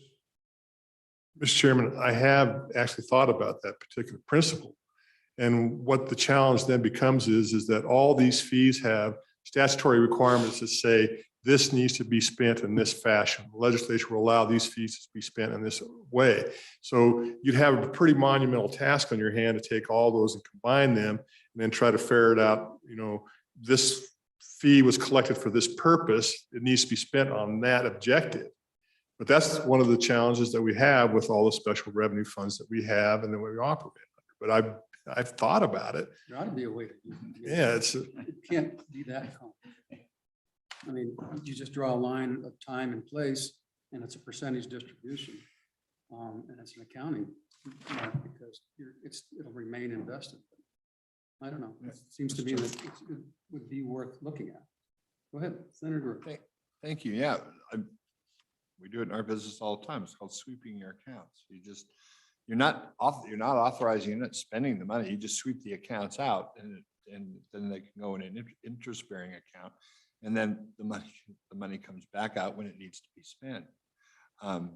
It's just more of a banking function. It's not the money's still all sitting there in an account and it's still sitting on that line item. And the director of that department knows that money is there to be used, but whether it sits in a pool to come back when checks go out or some other mechanism, but I don't think it's rocket science. And so would it make more sense to have this as a topic for CapFin or for GAC in the interim to put all this together? I would think. Don, go ahead. I think that would be beneficial. I think there's a third option just for contemplating, and that is the agencies will not necessarily like this, but keep the $500,000 in the account and pull back the $900,000 back into a transfer to the LSRA where it generates maximum amount of savings.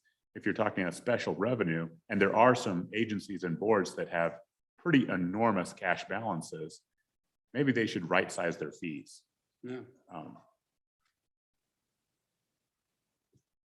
Sounds like a good study topic for corporations. All right, go ahead.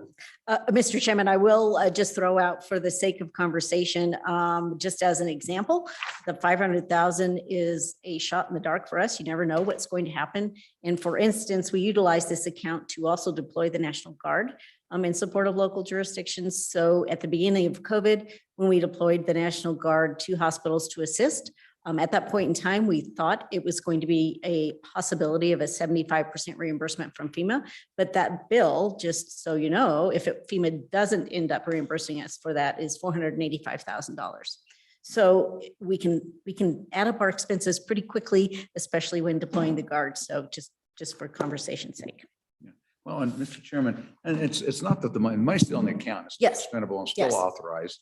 It's just a cash management issue. It's not you're not talking about taking funding away. It's a cash management issue, but anyway, it's something we'll all Yes, think about. Mr. Chairman, Director Bud pointed out the liquidity situation that we find ourselves in, that we pull it and we invest it long-term and all of a sudden, then you have to pull it out of long-term and then you're going to have to, maybe you would just rejumble it so you wouldn't have to pull your long-term investments, but you'd have to have a plan for liquidity. Yeah, I think we understand. Okay, go ahead. Okay, thank you, Mr. Chairman and Co-Chairman. We will move on to the other account mentioned, page 59, the search and rescue account. We are merely the administrators of this account. This account is set up through license fees, donations through licenses for game and fish licenses, as well as ATV licenses through state parks. There is a council that decides on the reimbursements for search and rescue operations to counties twice a year. And again, that's just spending authority there.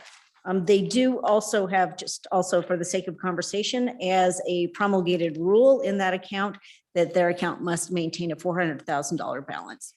That's just for your information as well. We will then move, that was 1107. Let's move to page 63, 1110, which is our other general fund account. This, as I mentioned before, there are certain expenditures that we are not allowed to incur, mostly response with our grants. This fund supports the activations of the regional emergency response teams, which are hazmat teams, as well as the 7 bomb teams that are across the state. They get reimbursed for their activations, for their commodities, as well as their wages. We did, as a part of our budget cuts, have to reduce this fund. It actually ended up being reduced by about 56%. And so we are no longer supporting planned activations through this fund. We're asking that local jurisdictions plan for that funding either at the local level or plan for that through requests through our Homeland Security grant for exercises and training, and be able to fund it through that mechanism instead, which is 100% funding, 100% federal funding. I will move to page 65, unit 1111. This is where Ashley may get to jump in. This unit is set up for our in-kind match. So there's really no spending authority. I mean, there's spending authority in there, but that is how we needed to account for it. And some of the changes in how that happens with the budgeting process in the last biennium. That allows us to utilize that 50% match from the Emergency Management Performance Grant. So in other words, it gives us the ability to get that funding, that federal funding. Page 67, the Emergency Response Fund. There is a exception request in, an exception request in this fund that is due to a lack of revenue. This particular fund is funded through a $200 a cask fee on the transuranic waste that goes through our state. That fee has not been changed since 1989, and that is in statute. And so we're hoping to look at affecting that revenue in order to continue to fund this. There's a full-time position as well as training, equipment, and a calibration of that equipment. This allows us to do that outside of that WIP corridor. This allows us to do that across the state, which is training our teams, as well as working with hospitals and other entities that may come into contact with radioactive material. Go ahead. Director, at $200 per package, and it hasn't been changed since 1989. Do you have any idea what the average, like some of our sister states around us, are charging? Yes, sir. Mr. Chairman, Senator Guru. Yes, we have done a study on that and are looking at that. It varies quite widely, as much as $2,000. So there's a large disparity between what we're charging and what we feel like we should be able to charge, which is probably about double if you just look at inflation. Mr. Chairman? Thank you. So I mean, if I'm looking at this, so I'm looking at page 67 and just looking, this is where it says $200 per package, and as it goes through there, but so there's federal funds of $200,000. Is that but you use the fund to provide a match. Does that tell us that there's 1,000 of those going to the state every year? Yes, there's a scheduled for this year. There's, excuse me, Mr. Chairman, Mr. Co-Chairman. Yes, I believe the figure for this year is above 700. So. Okay. And by having low fee, I mean, does it make a difference? Is it by having low fee, do we have more traffic than we'd otherwise have? Mr. Chairman and Mr. Co-Chairman, no, I don't believe so. This is a route that's established, and there is a lot of safety measures that are established, including safe parking areas and things like that for this type of transportation of the transuranic waste. So I don't believe that there would be any change in routes necessarily if that fee should go up. And again, that is just for that particular shipment. So, Mr. Co-Chair, have you had a draft bill like with your transportation? Mr. Chairman, yes, we've been speaking with Representative Burkhart and Senator Landon and talking with them about possibly putting a bill forward to increase that fee. Well, have they done it? You know? I don't know.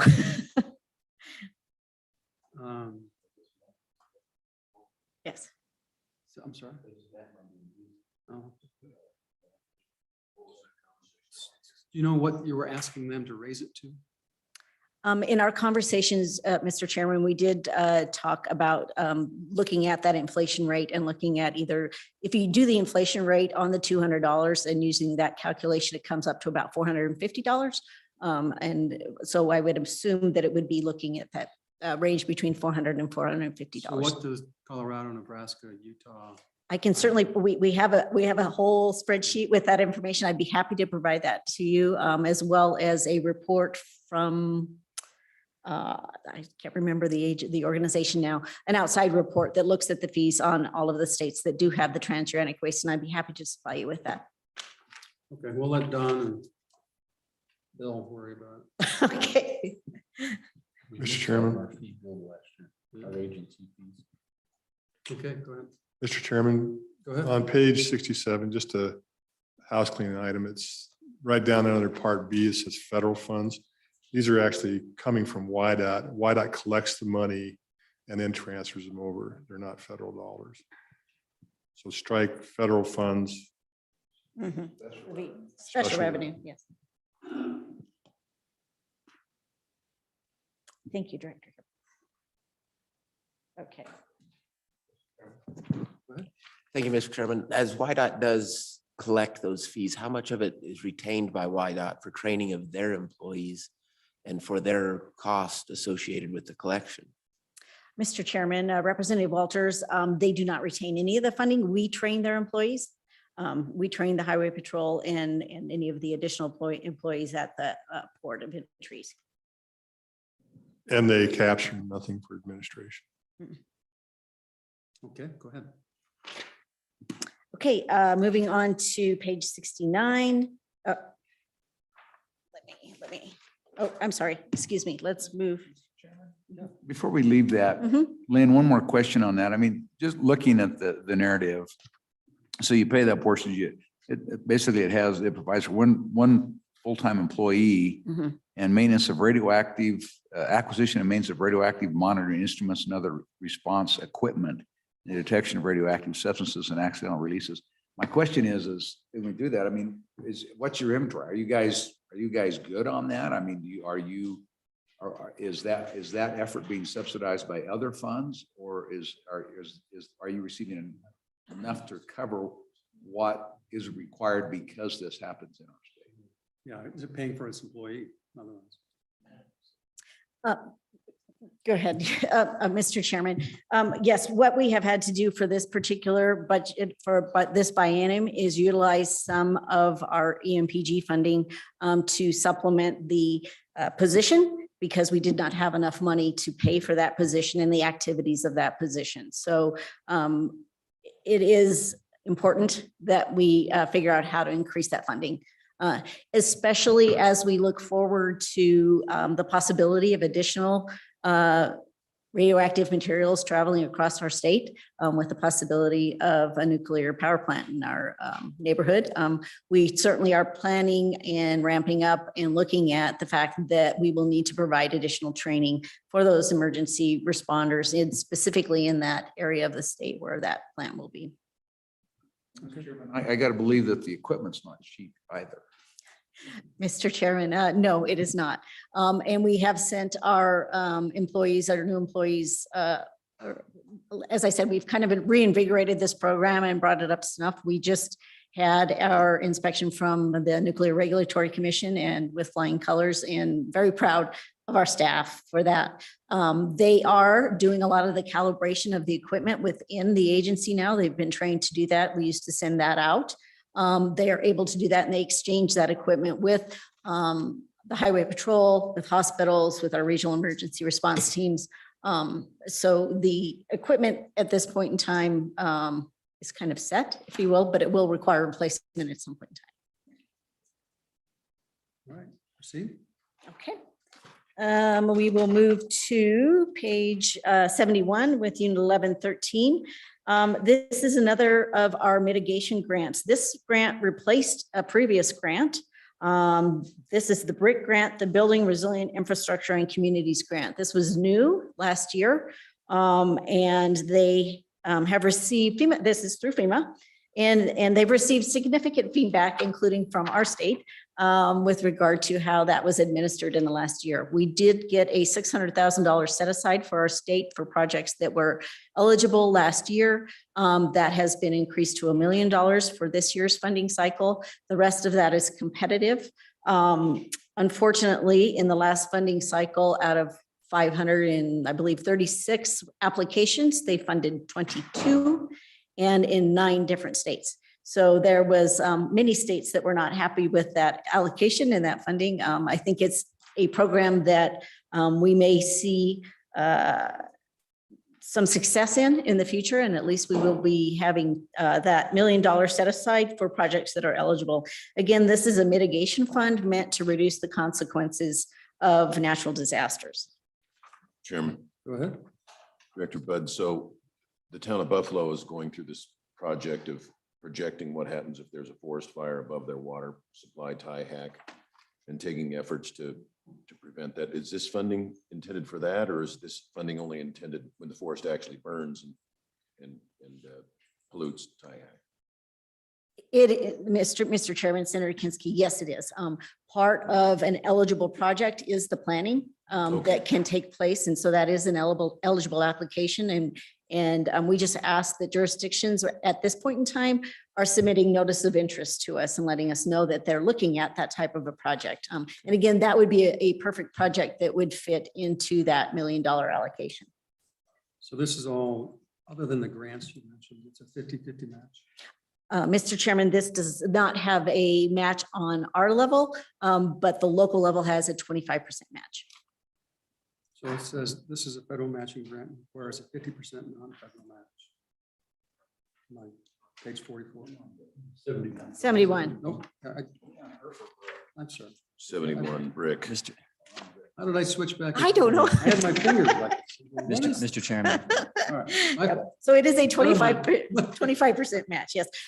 Mr. Chairman, that certainly is a interesting topic as well, because that has to be in non-federal funds. So it is sometimes hard for communities to come up with that 25% match. So one of the things that we're working on is trying to develop partnerships with other agencies that have non-federal funds in order to help them, help the community be able to have these projects.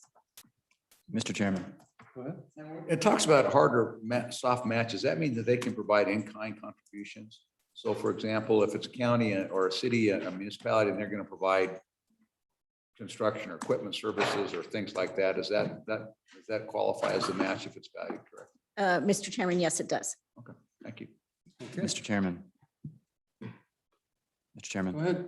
Director Bud, I wanted to ask about the relationship, if any, between this Unit 1113, the Building Resilient Infrastructure Communities Program, and then Unit 1102, the CAPS program. So for example, if a local community wanted to apply for the $900 million of competitive funds available from the federal government under the BRIC program, could that local community get assistance from your agency, say if it were a flood mitigation project and they wanted help putting their grant application together?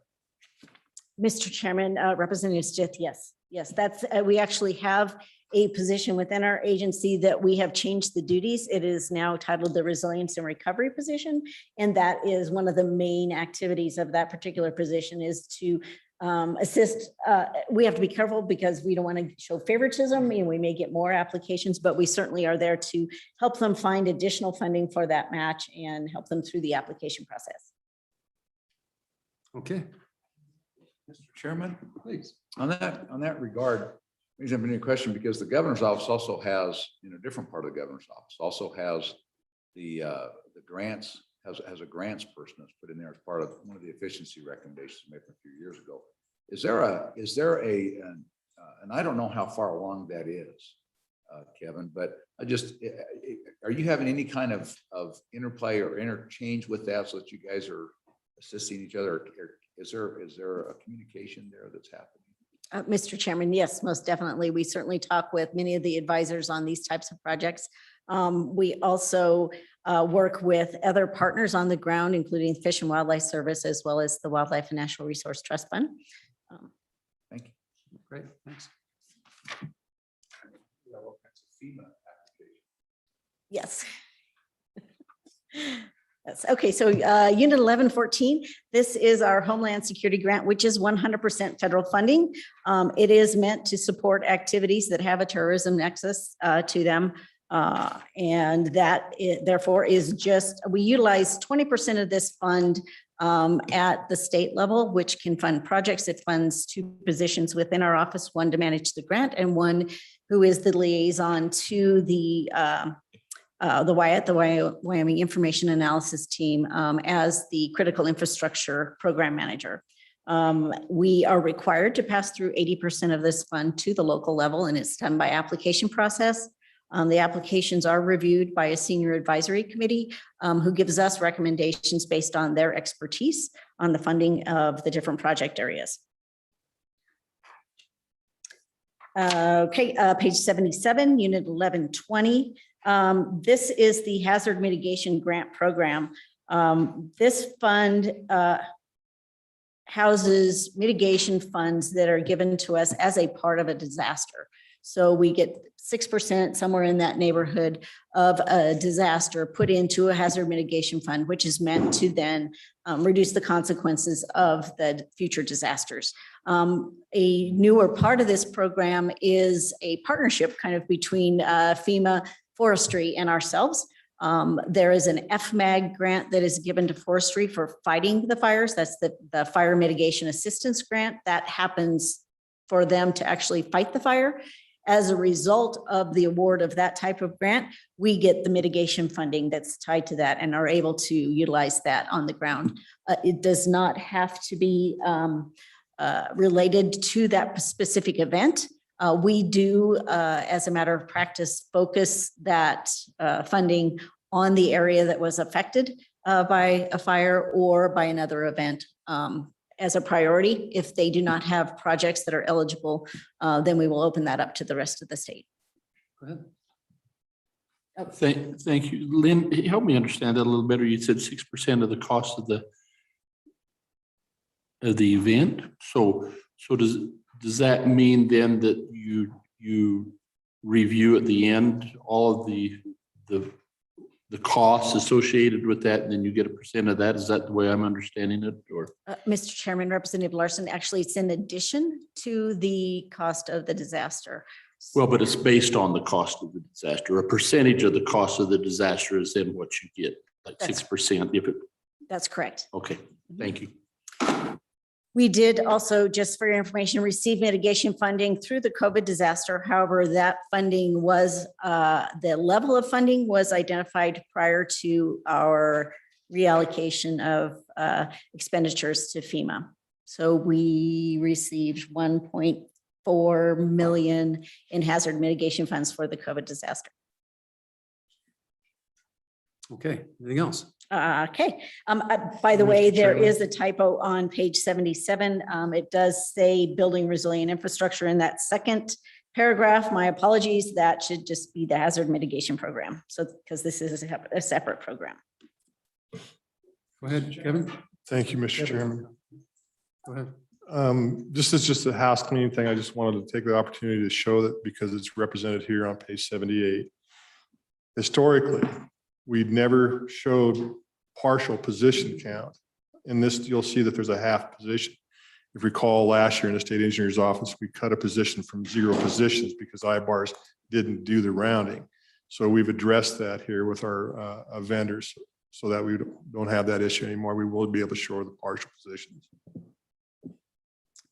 And I will add a follow-up. This is something new for us, and that was initiated through our budget cuts. We've never funded a part of a position utilizing this grant simply because it's not a guaranteed funding unless we have a disaster. But with the addition of the hazard mitigation money coming through the fire mitigation assistance grants, we hope that that will continue to fund that position.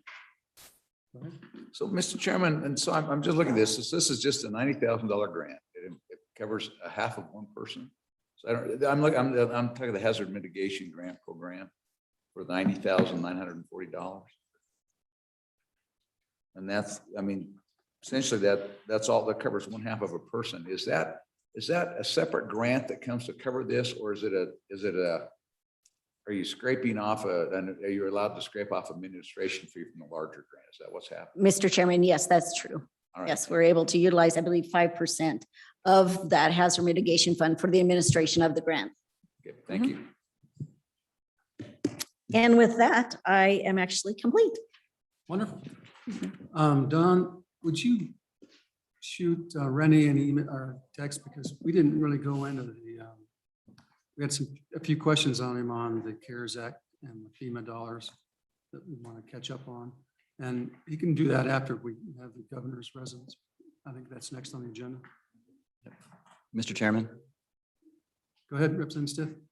Mr. Chairman, Director Bud, I have a question about something I think is not in your budget, which is potential Homeland Security, cybersecurity funds through the Infrastructure Act. What do you foresee, if anything, on that score? It's my understanding the federal government's allocated about $1 billion for that, and then that gets shifted down to local governments somehow. How do you think that'll play out? Mr. Chairman, Representative Stith, we actually attended a briefing the other day on this grant. We anticipate that it will be administered similarly to our Homeland Security grant. A lot of the parameters are very similar to that. However, the designation at the federal level at this point in time, the grant goes to the Department of Homeland Security, but until we receive what we call the NOFO, the Notice of Funding Opportunity, in the February timeframe, we will not know what agency at the state level the grant will go to, because it is a huge tie with, and will have to be a coordination with ETS, which we have great partnership there. That I believe there's 80% that, again, similar to our other Homeland Security grant, that will be designated at the local level. And we'll go through there. Another possibly positive indicator for us in our state, though, is that there is also a 25% requirement to go to rural jurisdictions. So I think, while we are hearing a lot about equity and climate change from the federal level, I believe that with having 17 counties designated as frontier counties, that means less than 6 people per square mile, we'll be able to leverage some of that and be able to utilize that to increase the cybersecurity at the local level. Okay, Mr. Chairman, go ahead. I could give you a quick briefing on the FEMA relationships with CARES. And if I answer your questions, then that'd be great. If not, we can. Sure. Well, yeah, the issues that we have or we'd like clarification on, at least the one that comes to my mind immediately, is the amount of money that went out, who cares, which is unspent, and how are you going to collect it in time over the next, between now and December 15th, to reallocate, to catch up with everything that was allocated or directed out but not spent. Perfect, Mr. Chairman. I can't answer those questions. In fact, we have been very aggressive this week on this particular topic. The short end of this would be is that on the 17th of December, we're going to basically just cut everybody off that you haven't got your obligations. Now, if you have an obligation, full legitimate contract obligation, then we have an additional 90 days after December. But if you don't have those, then we're just going to pull the money. Now, basically, I don't think that's going to happen very much, because just like, for example, this week we worked with the courts, they just gave us $232,000 back. I signed that B11 yesterday. That goes back into the pot, into the CARES fund. So we've done all these things, and some of these B11s are $13. I mean, we're just yanking it all. So then with that understanding, last I looked, we had like $20 million that we had that was unobligated, right? So we don't want to be in a situation where we're going to say, okay, somebody needs to get $2 million spent. That clock has passed a long time ago. What we're focusing on now is that we have the ability to journal from certain places. For example, a really good one would be the hospital ARPA dollars that we had for the $23 million. We could just take that off of ARPA, put that onto CARES where it qualifies naturally. And that's a journal. We don't have to have any rush to expend. Now, we also have an overrun that's caused inside of the Department of Corrections because of COVID. We all understand that they've been hammered. And then we have an ELC grant in the Department of Health for $15.5 million. So we have more than enough right now to where we can do these journals on the 20th of December and get us completely expended, with the exception of those folks that have legitimate contract encumbrance. Is a good example of that is the oil and gas industry. We've worked, I'm going to get a shout out to the state auditor's office. They've worked with the Oil and Gas Commission to make sure that they have legitimate encumbrances to pass this stuff for the Treasury. So with that said, within the next few days, we're going to be looking at doing those journals so where that money is expended. So we don't really have an issue here that we have to find a way to hand out some money and rush to get it spent. So you're comfortable that whatever's out there we'll capture and Yep. minimize anything that we have to pay back? Right, we are fully going to maximize that. The only place that you might see something is where they had a contract encumbrance for $200,000. In 90 days, January, February, March, we're in there and they left a portion of that encumbrance on the table. Now we're making sure that they're reviewing that, but that would be the only portion of risk that we have on it. So we're going to get everything journaled because that's the easy way to get this accomplished. And just update us on FEMA then, and any reimbursement. You bet. $60,978,608.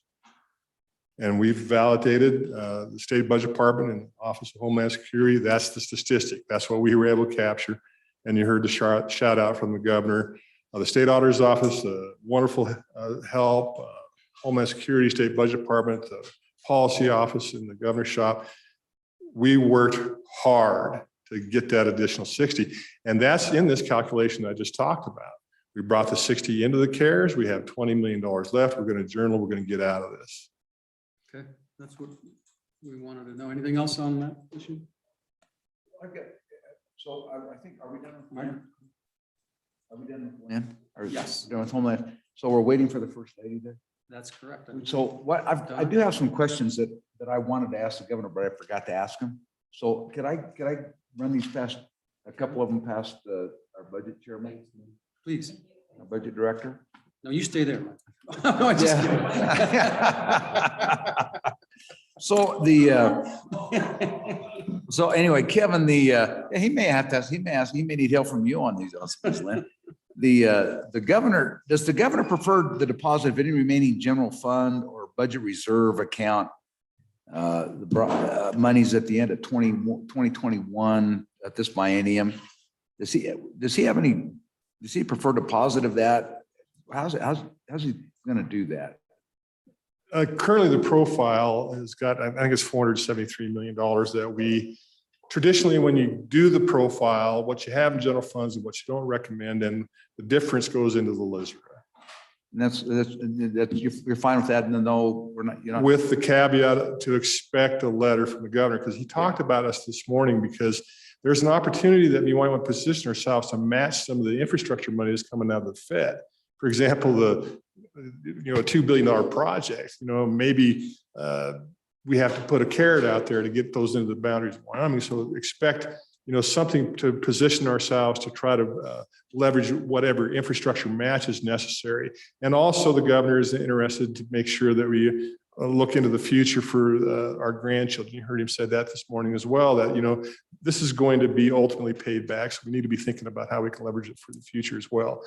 But those are the two topics I think that we discussed, that the governor discussed this morning on that question. Okay, so, all right, so they'll start, and then are you guys talking, have you looked forward ahead to the end of the coming biennium, the one we're planning for? Any difference in that one, or just at the end, if there's any excess in the general fund or the budget reserve account, that anticipation that would also sweep into LSR? Mr. Chairman, that would be correct. And we were sensitive to the fact that we didn't want to put ourselves in this situation where our standard budget that we would create today, or we would influence for the 25-26, couldn't be met with the CRAG for 25-26. Right. And that includes the spending policy take down from the general fund as well, because, once you get a certain level, you have to move that into the LISRA and SIPA.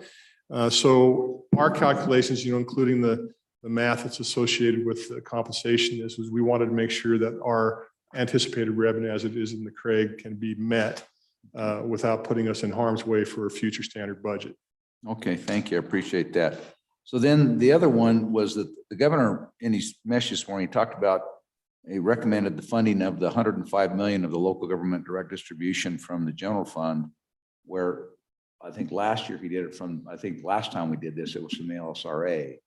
And so so that's a little bit different. And so, but there's also potentially we'd have shortfalls in the school foundation program or in the school capital construction account. Does he have, is he in anticipation, or does he have you guys visited about, would that anticipated become also any shortages made up from the general fund, or would you be looking for a different source, or do you have a preference? I think to answer that question would be that, first of all, for the $105 million for the locals, yes, we had to resort to the LISR. I think it's the last couple of iterations. And the governor, because of the what we've done over the last couple of years, and the profile can support the $105 million coming out of the general fund. That's our recommendations. Now, if we got a catastrophe again or something like that, we maybe have to make different choices. We have represented in the profile for the school foundation program guaranteed out of the LISR, the presumptive transfer. Let me say it that way. The presumptive transfer out of LISR to take care of the shortfall in the school foundation program has been done for this 23-24 budget. And then naturally that number is probably going to increase a little bit, but it's not as alarming as it once was, but we still have a structural deficit there, and that will take, that will have pressure on the LISR into the future. Because we got to, at the end, we'll have to, in the 300, we got to figure this out. So what I heard you say was that, like, so any shortfall that we'd have in the 105, that would come from general fund. The others, you anticipate that they would just come out of LISRA, and so we just that's what you're telling us. Right. So for the 23-24 biennium, we're confident that we could fund it with general fund for the 105.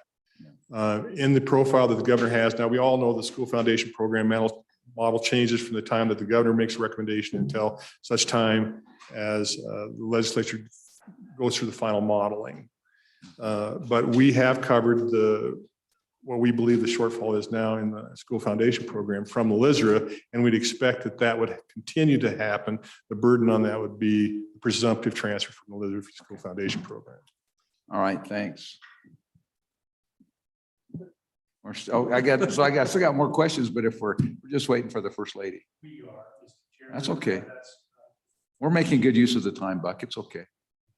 All right. So then, Kevin, including from the Conserve General Fund for the America Rescue Plan and the amount of the general fund and the budget reserve account in excess of the standard budget, I mean, that may very well exceed $1 billion on conservative estimates. And of that amount, have you guys, how much of that have you done any analysis of what you, out of this surplus that we've got, that we're this kind of unique surplus we have over this coming biennium, have you allocated any part that you deem or you think is reoccurring as opposed to what's one time? Have you taken any kind of drill down on it at all? So, Mr. Chairman, I'm just going to briefly break down the parts, and then I'll talk about them in generalities.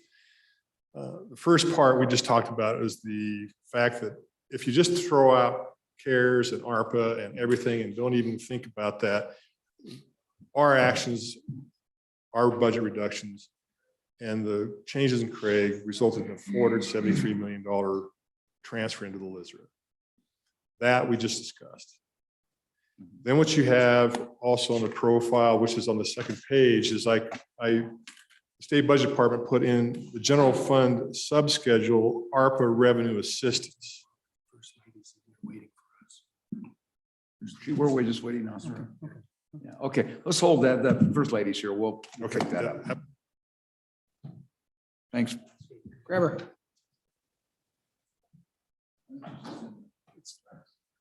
Door number 2.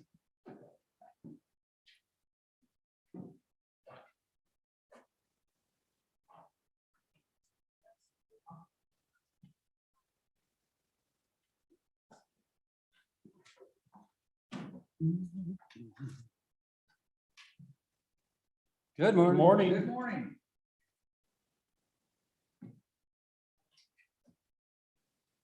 We just want you to know that whatever you want is yours.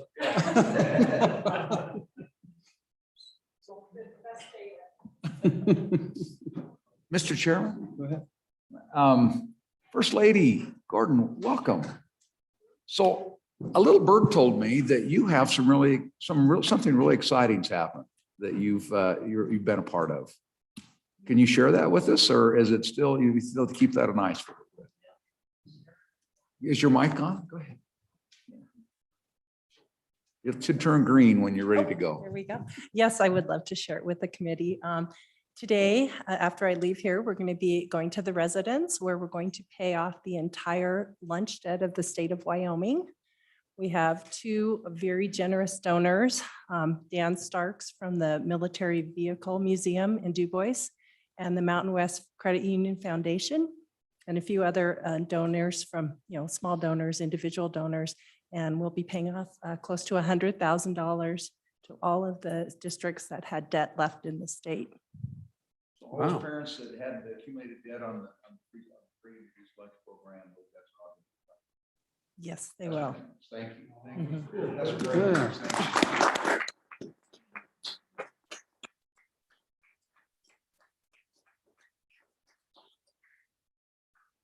All right, welcome. Please proceed. All right. Well, good morning, Mr. Chairman and members of the committee. My name is Jenny Gordon, and I'm the First Lady. I come before you today to present the governor's residence budget for the 2023-2024 biennium. If it is the pleasure of the committee, I will speak to the budget proposed. The governor's residence operates with a biennium budget of $488,877. We have two authorized full-time staff, and the governor's residence includes both the private and public use areas. The governor's residence provides both the site and building to be used exclusively for the residence of the governor during his time in office. The public use areas serve to provide the setting for special events hosted by the governor and first spouse. We operate with two divisions. Division 100, which is a residence operations, which provides funding for essential operations of the residence. And Division 200, which is the China and food service equipment, repair or replacement. It's a way to repair or replace china, crystal, and appliances to the residents. Our challenges, the most significant challenge for the residents is adequate funding in order to continue to meet the high standards that the public would expect of the governor's residence. Our priorities, our residence operation is the $488,877. We have $0 in the China food service repair or replacement. In our division budget, a request summary table, our 100 series, which is our personnel services, is $334,701. Our 200 series, which is supportive services, is $70,634. Our 400 series, which is the data services, is $12,213. And our 900 series, which is our contractual services, is $71,329. This includes servers, housekeeping services, carpet cleaning, etc. From July 1st, 2020 through June 30th, 2021, $1,230 was spent on special services. And from July 1st, 2021 to October 31st, 2021, $565 was spent in special services. That included only catering. We do have an exception request of a laptop for $1,006. And we would like to additionally have additional pay of $25,011 coming from the governor's office. This was due to a position that was hired at a rate that exceeded the budget, and the governor's office had planned to pay the difference out of its budget. With that being said, I'm open to questions you may have. Questions for the First Lady? Mr. Chairman? Please. So first is just remark, and looking at your IT service, I'm glad I don't have your cable bill, but I know I don't have your IT services either, so. But so I was just looking through here and it looked to me like the governor pretty much went along with your exception request and your other budget recommendations. They didn't deny any, so you have him trained well. It's a work in progress. Thank you, thank you. That's all I have. Thanks. So my question is, in terms of the personal residence, how's it working out? Is it, you're probably aware that we've tried to have the possibility of building a new residence. And so just tell us how things are going and security wise, and I mean, it's getting to be home now, but what can we do to improve it? Well, thank you, Mr. Chairman. We are very happy in the residence. The security is more than adequate and very friendly. Sadly, we lost our dog last year, so that's the one thing that's missing. We hope to bring a dog back to the residence. We can accomplish that. But other than that, we're very happy. It is more than home now. Great. Any other questions? Mr. Chairman. Please. Thank you, Mr. Chairman. I see you've zeroed the China and crystal replacement and appliance maintenance, Series 201, I believe that is. Are we going to get behind on that overall maintenance? I think that's happened now for a couple biennia. So just my real concern is making sure we don't get behind. And so the question then is, are we adequate today or are we starting to suffer? Thank you, Representative. I would say today we are adequate. We do have plenty of China to do service for a group of 48 for sit down, as well as parties of about 80 for stand up with cocktails. But I anticipate in the future, we would need to add some to that line item. Well, we happen to have a little more funds than we've had in the past. So if you need something, feel free to ask for it, because we may not have money in the future. This would be a good time. Well, thank you, Chairman. We will definitely take that under consideration. But at this point, I think we're very happy. And we have Scottish background, so we know how to run a tight ship. Okay. Any further questions for the First Lady? Well, thank you very much. Sorry to drag you up here out of time schedule. We like going fast. So. Well, thank you for having me. It's an honor to be here, and thank you for all your work. I know that this is a lot on your plate, so really appreciate everybody's service to the state. Thank you. And have a great day.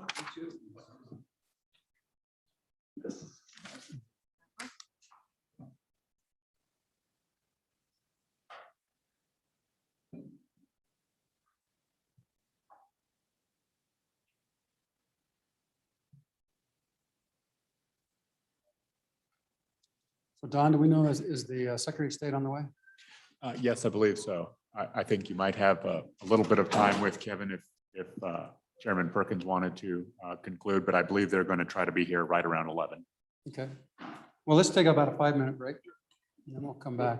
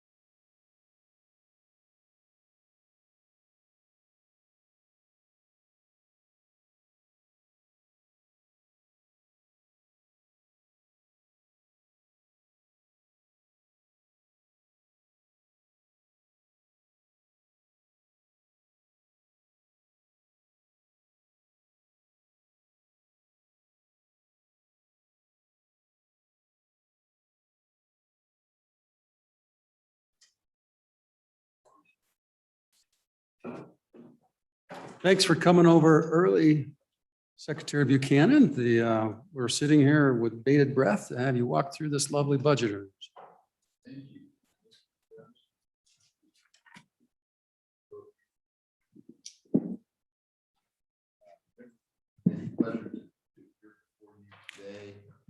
This will be relatively straightforward. I will briefly address the state of the agency and then go into the particular exception budget request. Of course, the Secretary of State continues to do, in my opinion, and in the opinion of many constituents, a phenomenal job in what we do, despite the challenges that we have with the budget reductions that we underwent previously. I would say that there are some challenges that have arisen primarily because of contemporary issues. And most of you know, elections is the main driver of that.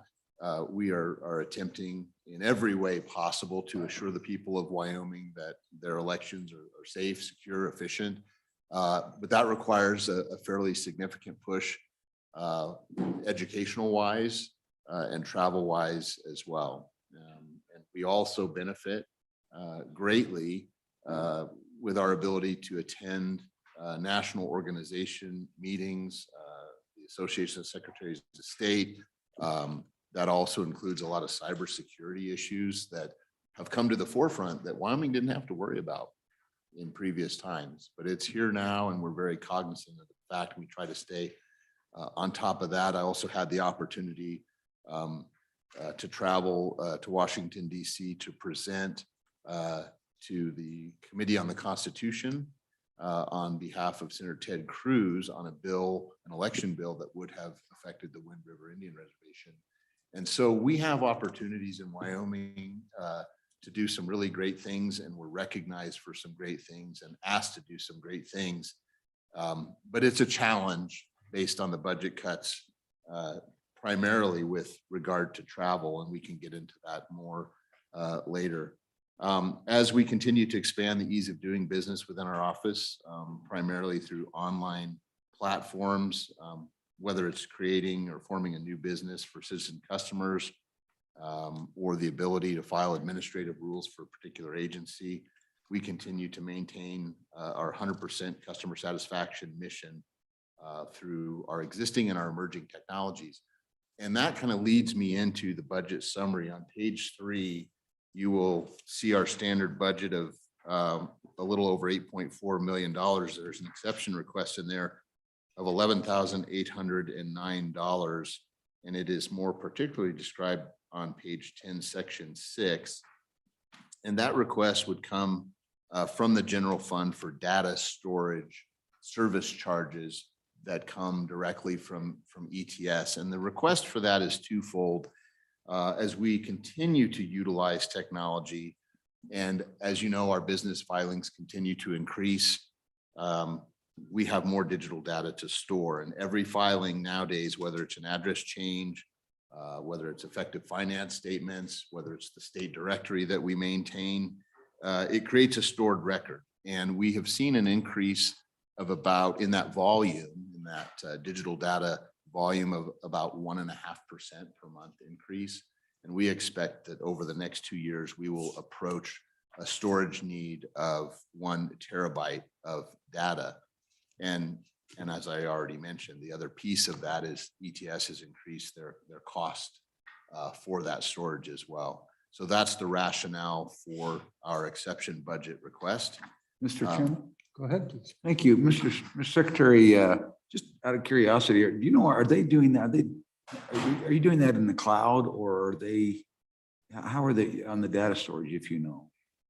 I don't know the answer to that, Senator Perkins. Mr. Okay, Chair. thanks. We'll ask ETS when they're here. There you go. Find out what the cost basis is. Mr. Chairman. Mr. Chairman, Go ahead. Interim Director Timothy Sheehan's here with ETS, and maybe he could answer that. Mr. Chairman, Mr. Co-Chairman, that particular storage is in our enterprise SQL environment, so that is an on-prem storage option. All right, thanks. Okay, please proceed. Thank you, Mr. Chairman. So that's basically the exception request. I would just conclude by saying you can see the total ask there is a little over 8.4 million for the budget. I would note that for fiscal year 21, we saw an increase between 16 and 17% in revenue over fiscal year 20. And so far in the current biennium, we're already at 42 million. So we're projecting basically about 2.625 million per month, which tells you that we should exceed $60 million by the end of this biennium. So, Well, and we thank you for your help in monitoring and adjusting those fees and helping supply the general fund with a little extra money. Senator Greer. Question, Mr. Secretary. How much of that increase is the fees that we increased, and how much of it is just new business, new business filings? How do you have a breakdown on that? Mr. Chairman, Senator Guru, thank you for the question. The answer to that is most of the increase, and this is kind of good news actually, isn't attributable to the fee increase yet. Now we're 5 months into the new fee increase at the beginning of the fiscal year. And so, as you know, annual reports come in all the time, business filings come in all the time. So we won't get a clearer picture on the filing fee increase, I would say, until at least a year has passed. And so this projection north of 60 million for the biennium really isn't influenced by that yet. So really only good things to come, I think, from that legislation so far. So follow up. So that is just new business for you, new business applications, filing fees, things like that. So it is good news, new business work in the office. And I'm sorry, I didn't hear the last part of the question, but it is Yeah. good news overall. Yes, sir. Okay, thank you. Did I answer your question Yes. too? Okay, thank you. So, Mr. Secretary, I'm curious, because we created the serial LLCs, and we also created the component for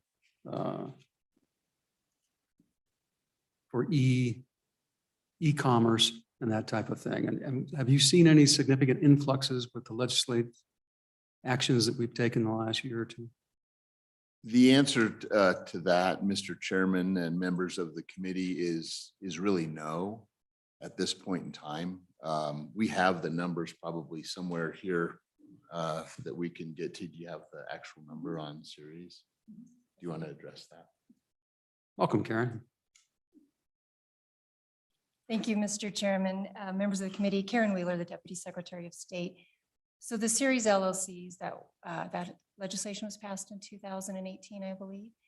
We currently have about 672 active parent LLCs with over 15,000 series under them.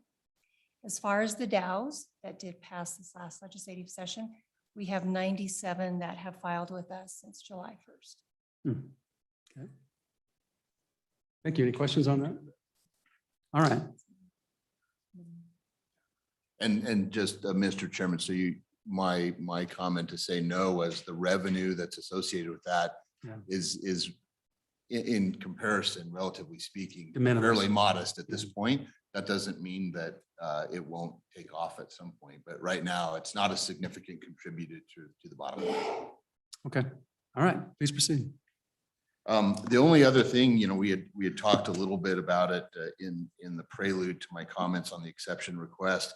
The challenges that I face are in the travel budget, and I wanted to give you kind of a heads up that you might see a request, a letter request for an increase in that. And I know that, Mr. Chairman, you also have questions about monies that might be necessary for petitions that might appear on the ballot in the future. But so we would entertain any questions that any of you might have on those issues. Well, I think that regardless of if you send a letter or not, I think this committee is inclined to add $64,000 into your bucket just in case that happens. So one way or the other, but a letter would be great. And then, Mr. Chairman, just to be clear on that, on the travel aspect, in our in-state and out-of-state travel, we cut about $44,000 out of that budget.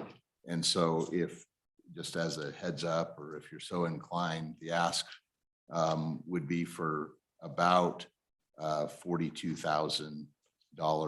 And that would cover our in-state and out-of-state travel that I think is necessary for us to continue to attend the things we need to attend. And also to, especially in this election year, and it's gonna be here forever, I think, to educate the public on our election processes and why they are efficient and secure. And I think that's essential. Otherwise, I wouldn't ask. So the $42,000, that, had you not cut that out, that was your typical standard budget request. That was close. We were at about 60,000 before. So that ask is still significantly less than what we were operating with before. So it'd be about, what I might do, Don, if you would just make a note that we'll add 42,000 for travel in and out of state, and also a 64,000 on for the make it available for any type of constitutional amendment or other budget initiative. And we'll just plan on putting that into the budget as we work it through it when we do our markup. All right. Any other questions about that? No, Mr. Chairman. In fact, I believe there was a joint resolution that was adopted last session, if I'm correct, that will appear on this ballot. So that $64,000 would cover that prior approval, and then we will monitor any legislation out of this For a session. need. Okay, Thank you. great. Okay, anything? Go ahead, Mr. Chairman. please. Thank you, Mr. Chairman. On those resolutions or constitutional amendments, when they go on the ballot, isn't that a by word charge? And so if it's a longer resolution, it may cost more than 64,000. If it's a short one, it costs less. Should we allocate more or less, or is 64 a good round number? Kind of a series of questions there to get us a better education on the whole subject. sure, I would defer to Deputy Wheeler to answer that, because she's been doing this for so long. Yes.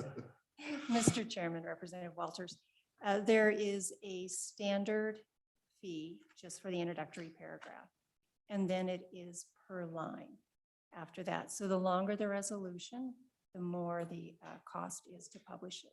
And we do work with the Wyoming Press Association to get their costs every year right before the session, should a constitutional amendment pass.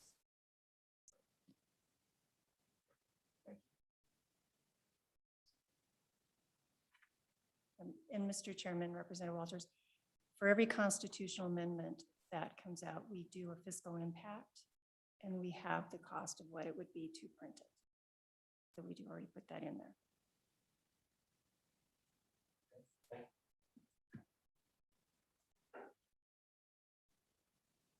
Just wide open there. Yeah. Okay. Mr. Chairman, I do have I got a couple questions for the Secretary. Mr. Secretary, on the first question is on the travel. I mean, one of the comments that I get them, I'm assuming every other legislator get them, is in the last election, you have there's a lot of people that have a lot of questions about elections.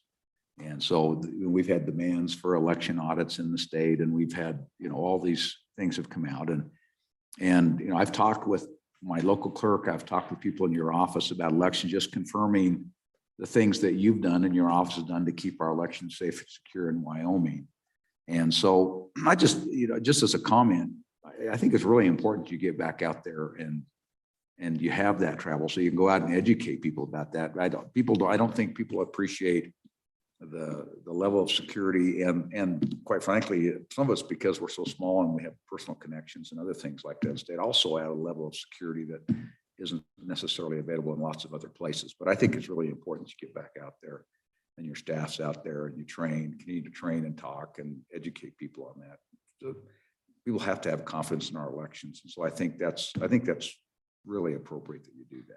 So anyway, thank you. And thank you, Mr. Co-Chair and members of the committee. I appreciate that, because what I have found is that when falsities are introduced into the narrative or the conversation, I think most people naturally have a suspicion until they know the facts or they're educated on the process. And I can't tell you how many times after a presentation or after members of the community participate as poll workers or election judges, they're at my same meetings and they say, you know what? I had questions until I actually went and worked at the polls. I saw what you do, or I heard the presentation. I didn't know that. And all the fears and the suspicions are alleviated. And so this goes to your point of the importance of people understanding and participating and knowing how their elections are conducted. And Mr. Chairman, just a couple other questions. Going into going to securities enforcement for a minute, and just wondering on securities enforcement, can you give us just a little bit of background on how that's going and what you're doing and what you're finding and anything in there that you find alarming or interesting or things we got to keep an eye on going forward? Sure. Well, the background on that, Mr. Co-Chair and members of the committee, of course, you know, that's funded by fees that anyone that sells equities or stockbrokers pay, and that's throughout the country. Anybody that sells those within the state of Wyoming, whether they're reside here or not, pay that. But those are going very well. I mean, obviously, we utilize those funds to investigate and prosecute folks that aren't in compliance with the Wyoming Securities Act. And we also use that as an educational piece to promote investor awareness, primarily among the elderly, to prevent scams and so forth and so on. I don't have, Karen might have, but I don't want to put her on the spot, but the number of audits we've done, over a certain period of time, but by and large, there are no significant problems that have arisen as part of the audit process or the investigative process. Thank you. Mr. Chairman, I didn't know if Karen had anything to add. Mr. Chairman, Mr. Co-Chairman, I don't have the audit numbers. We can certainly get those to you. I can tell you we are now entering a new world as far as securities, and that has to do with the new digital world. Go ahead, because I was going to ask that question next. So because it is so new and all of the technology, the digital assets behind it, we are working with our federal law enforcement. We don't have the resources to investigate these. So we are working with our federal law enforcement to take on the cases that we are getting. Have you found any, because when we first started down this road several years ago in the blockchain world and the digital world, one of the things we did is there's a prohibition against tokens being used as securities. And I was just wondering if you had found in securities enforcement, if you had found any inkling or things where people are abusing that or otherwise trying to use digital tokens out of the state of Wyoming as securities in violation of those laws. Mr. Chairman, Mr. Co-Chairman, we aren't seeing that. What we're seeing is investments that are made on digital exchanges that are not exactly reputable. And the old means of fraud, you could follow the paper. It was easy to follow the paper and follow the money.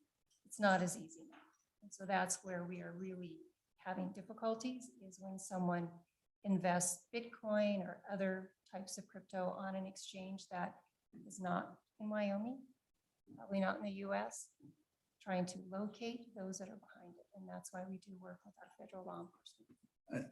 Just by way of comment on that and follow it up on that question a little bit, I went and checked on a certain search engine that we all use that begins with GOO, and anyway, I went out and I just looked about. I ran just in Casper, how many places can you exchange or purchase Bitcoin? And you're doing it, they're doing it, I think there was close to 20 different, basically they're ATM machines in Wyoming that you put your cash in and you can get Bitcoin, or you can move your Bitcoin around out of those cash machines. And anyway, it's, you know, I was a little bit shocked because, well, I've been involved in some of that legislation. You know, I had no idea that it was available at ATMs all over my town. So it's an interesting thing that we move forward. Following up on that, so I think last year, the year before, they created the autonomous. It's an organization, autonomous. They filed, I can't remember this, autonomous centralized organization, decentralized entity, whatever it is. I was just wondering, how many of those have been filed? Have we, just if you know? So Mr. Chairman, Mr. Co-Chairman, the decentralized autonomous organizations, the DAOs, they went into effect on July 1st. We've had 97 since then. July 1st was a heavy day. We did get quite a few starting at 12:05 in the morning. They are, you can file them online. They trickled off and it's just been pretty steady, maybe 2 to 5 a week now. 2 to 5 a week. Okay, thank you. Thank you, Mr. Chairman. That's all I have. Okay. Any other questions? Go ahead, Representative Larson. So, Mr. Secretary, this might be you, it might be Kevin, just it's kind of a chapter 17 question that I was trying to figure out is it looks like you, if I read it right, in your administrative division, that your division 100, there's some movement of in your object 103, this general fund. And then to get your net zero, you go into a separate division, which is division 400. And you're replacing that general fund money with special revenue. And I thought that was a little wonky going across divisions to net zero. And then and then replacing the special revenue with general fund. With Mr. general Chairman, fund. that is a chapter 17 department adjustment is a net to zero on general funds. That's what? That is the chapter 17 department adjustment net to zero on general funds. It's all general funds. I believe that it is. So, okay, it looked to me like that in 401, that 103 was, did you come down there was federal funds? Yeah, Mr. Chairman, I apologize. It was, they did move it from general to special, which we allow. So for example, if an agency would like to take and do a department adjustment from general funds to federal funds, then we would allow that. In this case, they moved the money from general funds to special revenue, which we allow in the chapter 17. And it's, again, the revenue codes change, but it's a net to zero. We're not adding any additional expenditure authority to the budget. And then I thought that we withheld the chapter 17 transactions within a division. This crosses divisions. Mr. Chairman, that is true. Chapter 17 is limited to the division. You need to have an exception request to cross divisions. There are times, however, where we might not catch that. But we really did reinforce that this year, and we actually had special training events, trying to limit it any time where we were crossing divisions. And so this one, Mr. Chairman, and so this one. What's that?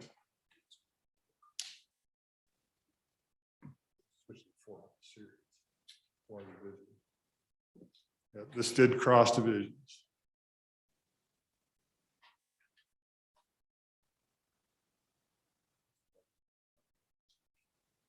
Don, can you help with any specifics on this?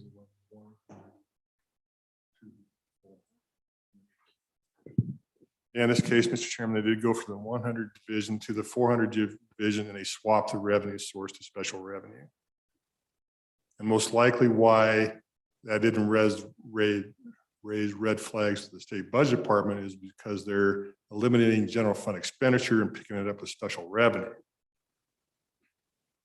Well, and so I guess my question then, just to help us as we view this, when we see that transaction, so I understand what you're saying, but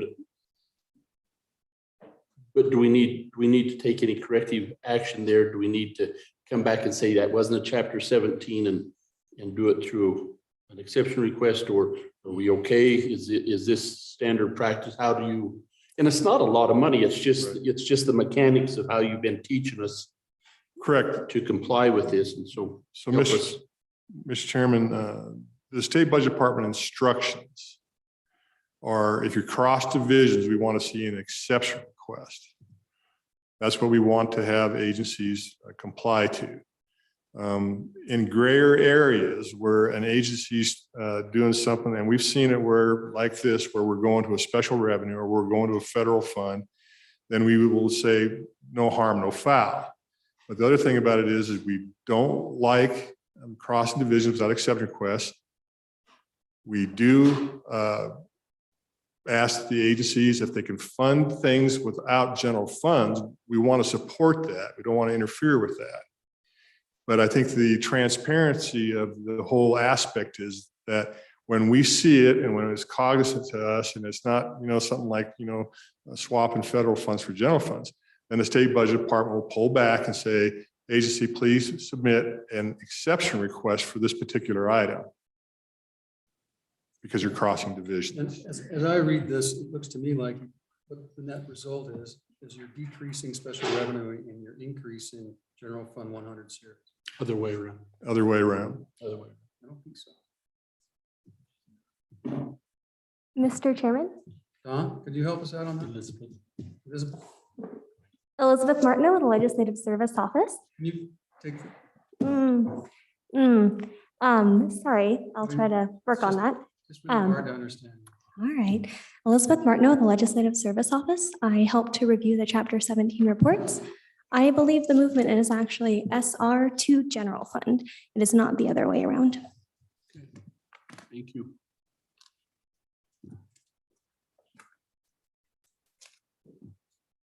So we don't have to go through all this right now. Yeah. It's a issue with how Kevin reviews it and grabs it, but it's just something that came up on our radar. Mr. Chairman. Go ahead, Representative Stiff. Mr. Chairman, Mr. Secretary, I have a question about an issue, and I wanted to get your feedback on whether we should change statute or do nothing, or maybe change things administratively. I think it's possible that there are owners or limited liability companies who are filing their annual reports who may be inadvertently paying less than the fee they're supposed to be paying. Right? So for example, if you have a limited liability company and you own a $10 million hotel, the form on your annual report says use the assessed valuation. And so the person might reasonably look at their property tax statement and say, well, it's 9.5% of its actual value. And so 950,000 on 10 million, then they apply the 0.0002 rate. And so then they send in a check or they make a payment of $190 to the Secretary of State. When what they should be doing is doing the 0.0002 times the actual value of the 10 million bucks and paying $2,000. So with that long windup, my question is, does it make sense to either get that message out to the public or to track and cross-reference your computer systems with what the county assessors and the Department of Revenue says that these limited liability companies actually own for real estate? So if you have a limited liability company, the Department of Revenue and all the county assessors know what property it owns and know what they think it's worth. And it seems like there'd be a way to cross-reference it so that you could have accuracy in your annual report filing fees as opposed to our current honor system. Mr. Chairman and Representative Stith, that's a great question. And my answer will be kind of two-part because it brings up another issue. First off, I would have to look to see if we would need a statutory change or otherwise to kind of let the assessors know, what is expected, and then also what is expected of the business entities when it goes to calculating their in-state assets so that they pay what they're supposed to pay. That's the first part of it. And I'll have to think about how we get there, but I agree with what you're saying there. We've had the same discussion. And the second piece of it is that, and this is something that will probably come before this committee at some point. We were talking about this several weeks ago. It's kind of a heavy lift, but we don't have the ability to really go out. We have the ability to go out and audit on a limited basis. And I say limited because we don't have the personnel, manpower, and otherwise to do it. But we really don't have the authority or the then what to go ahead and enforce that. We've talked about that quite a bit because, well, you're familiar with the form. I mean, nobody goes out and checks that. And frankly, we don't have the ability to do that. So we are looking to probably try to draft or in conjunction with this committee or someone else, a major piece of legislation that addresses not only the ability to effectively audit, but to go ahead and do something about the findings once you find out that people are not being honest on the honors. But going back to that first part, I'd have to think a little bit on the best way to ensure that people know that it's not the 9.5%, it's the value. Thank you, Mr. Follow, Mr. Chairman. So just to follow up on that, what do other states do? Are you familiar with, confronted with it? I mean, how? I am not familiar with that. Because I think that would take us a long way down the road. In fact, if we can see what other states do, that, particularly Delaware or for whomever that. Sure. In our neighbors, if they charge a $5 fee on top of their program that then they use for enforcement or security mechanisms. So it's self-paying. But then if they have real audits where they go out and do property valuations, I think we all know that people fudge on it. And so we'd have to create a momentum, I think, and a notice and a process so that people don't and change their behavior in a fashion that helps them accommodate that versus all of a sudden you come in with a club. But I'd be curious to know what other states do and how they enforce it. And Mr. Chairman, members of the committee, that brings up a good point because obviously other states have larger entities to go out and audit, investigate, prosecute, et cetera. And where the real answer comes in is what you mentioned is how do you do that and make it so that it's not a budget buster. And maybe there are some creative ways in this legislation that we're anticipating for the future to where we can effectively do it. But I mean, some places we've looked at it, we've looked at audit, we've looked at other agencies where it might be appropriate. And we just don't know where we're going to go with it yet. Follow up, Mr. Chairman. And Mr. Secretary, and it seems like some of these taxpayers or filing fee payers don't know that they're underpaying because they're just looking at their property tax statement. They're essentially paying 9.5% of what they should be paying because they don't realize it, that they're supposed to be using the actual value. And I'm also curious whether they'd be interested in exploring an information technology solution where you could integrate the databases so that when someone does their annual report, that it automatically populates what their fee should be based upon their real estate, cross-reference the real estate records. That way you wouldn't have to have an army of auditors. Just thoughts. No, I appreciate that suggestion. That's a good idea and it's something that we should consider. Chairman. Please. One other suggestion is just clearer instructions on how to fill it out, along with illustrative examples. That'd be helpful. That's a great suggestion, Senator Kensky. Thank you. Not that they read them. Mr. Chairman. Okay, go ahead, Kev. I'm going to go back to my original statement before I corrected it incorrectly. They're fine. What they did originally was they reduced their general fund by $15,392. And they picked that up with HAVA dollars. Okay, so now they're $15,392 to the good, right? And then what they did in their department net to zeros, if it would have done it all in the department adjustments or in the net to zeros, then they brought that similar amount of money back up into the general fund. So if you think in terms of the fact that they cut general funds first, then they did their net to zero, bringing it back to general funds. Overall, they didn't violate what we would normally expect them to do. Okay. Anything else? No, Mr. Chairman, Mr. Co-Chairman, members of the committee, thank you very much. Does that mean that you're buying lunch? Thank you, appreciate it. You bet. Take care.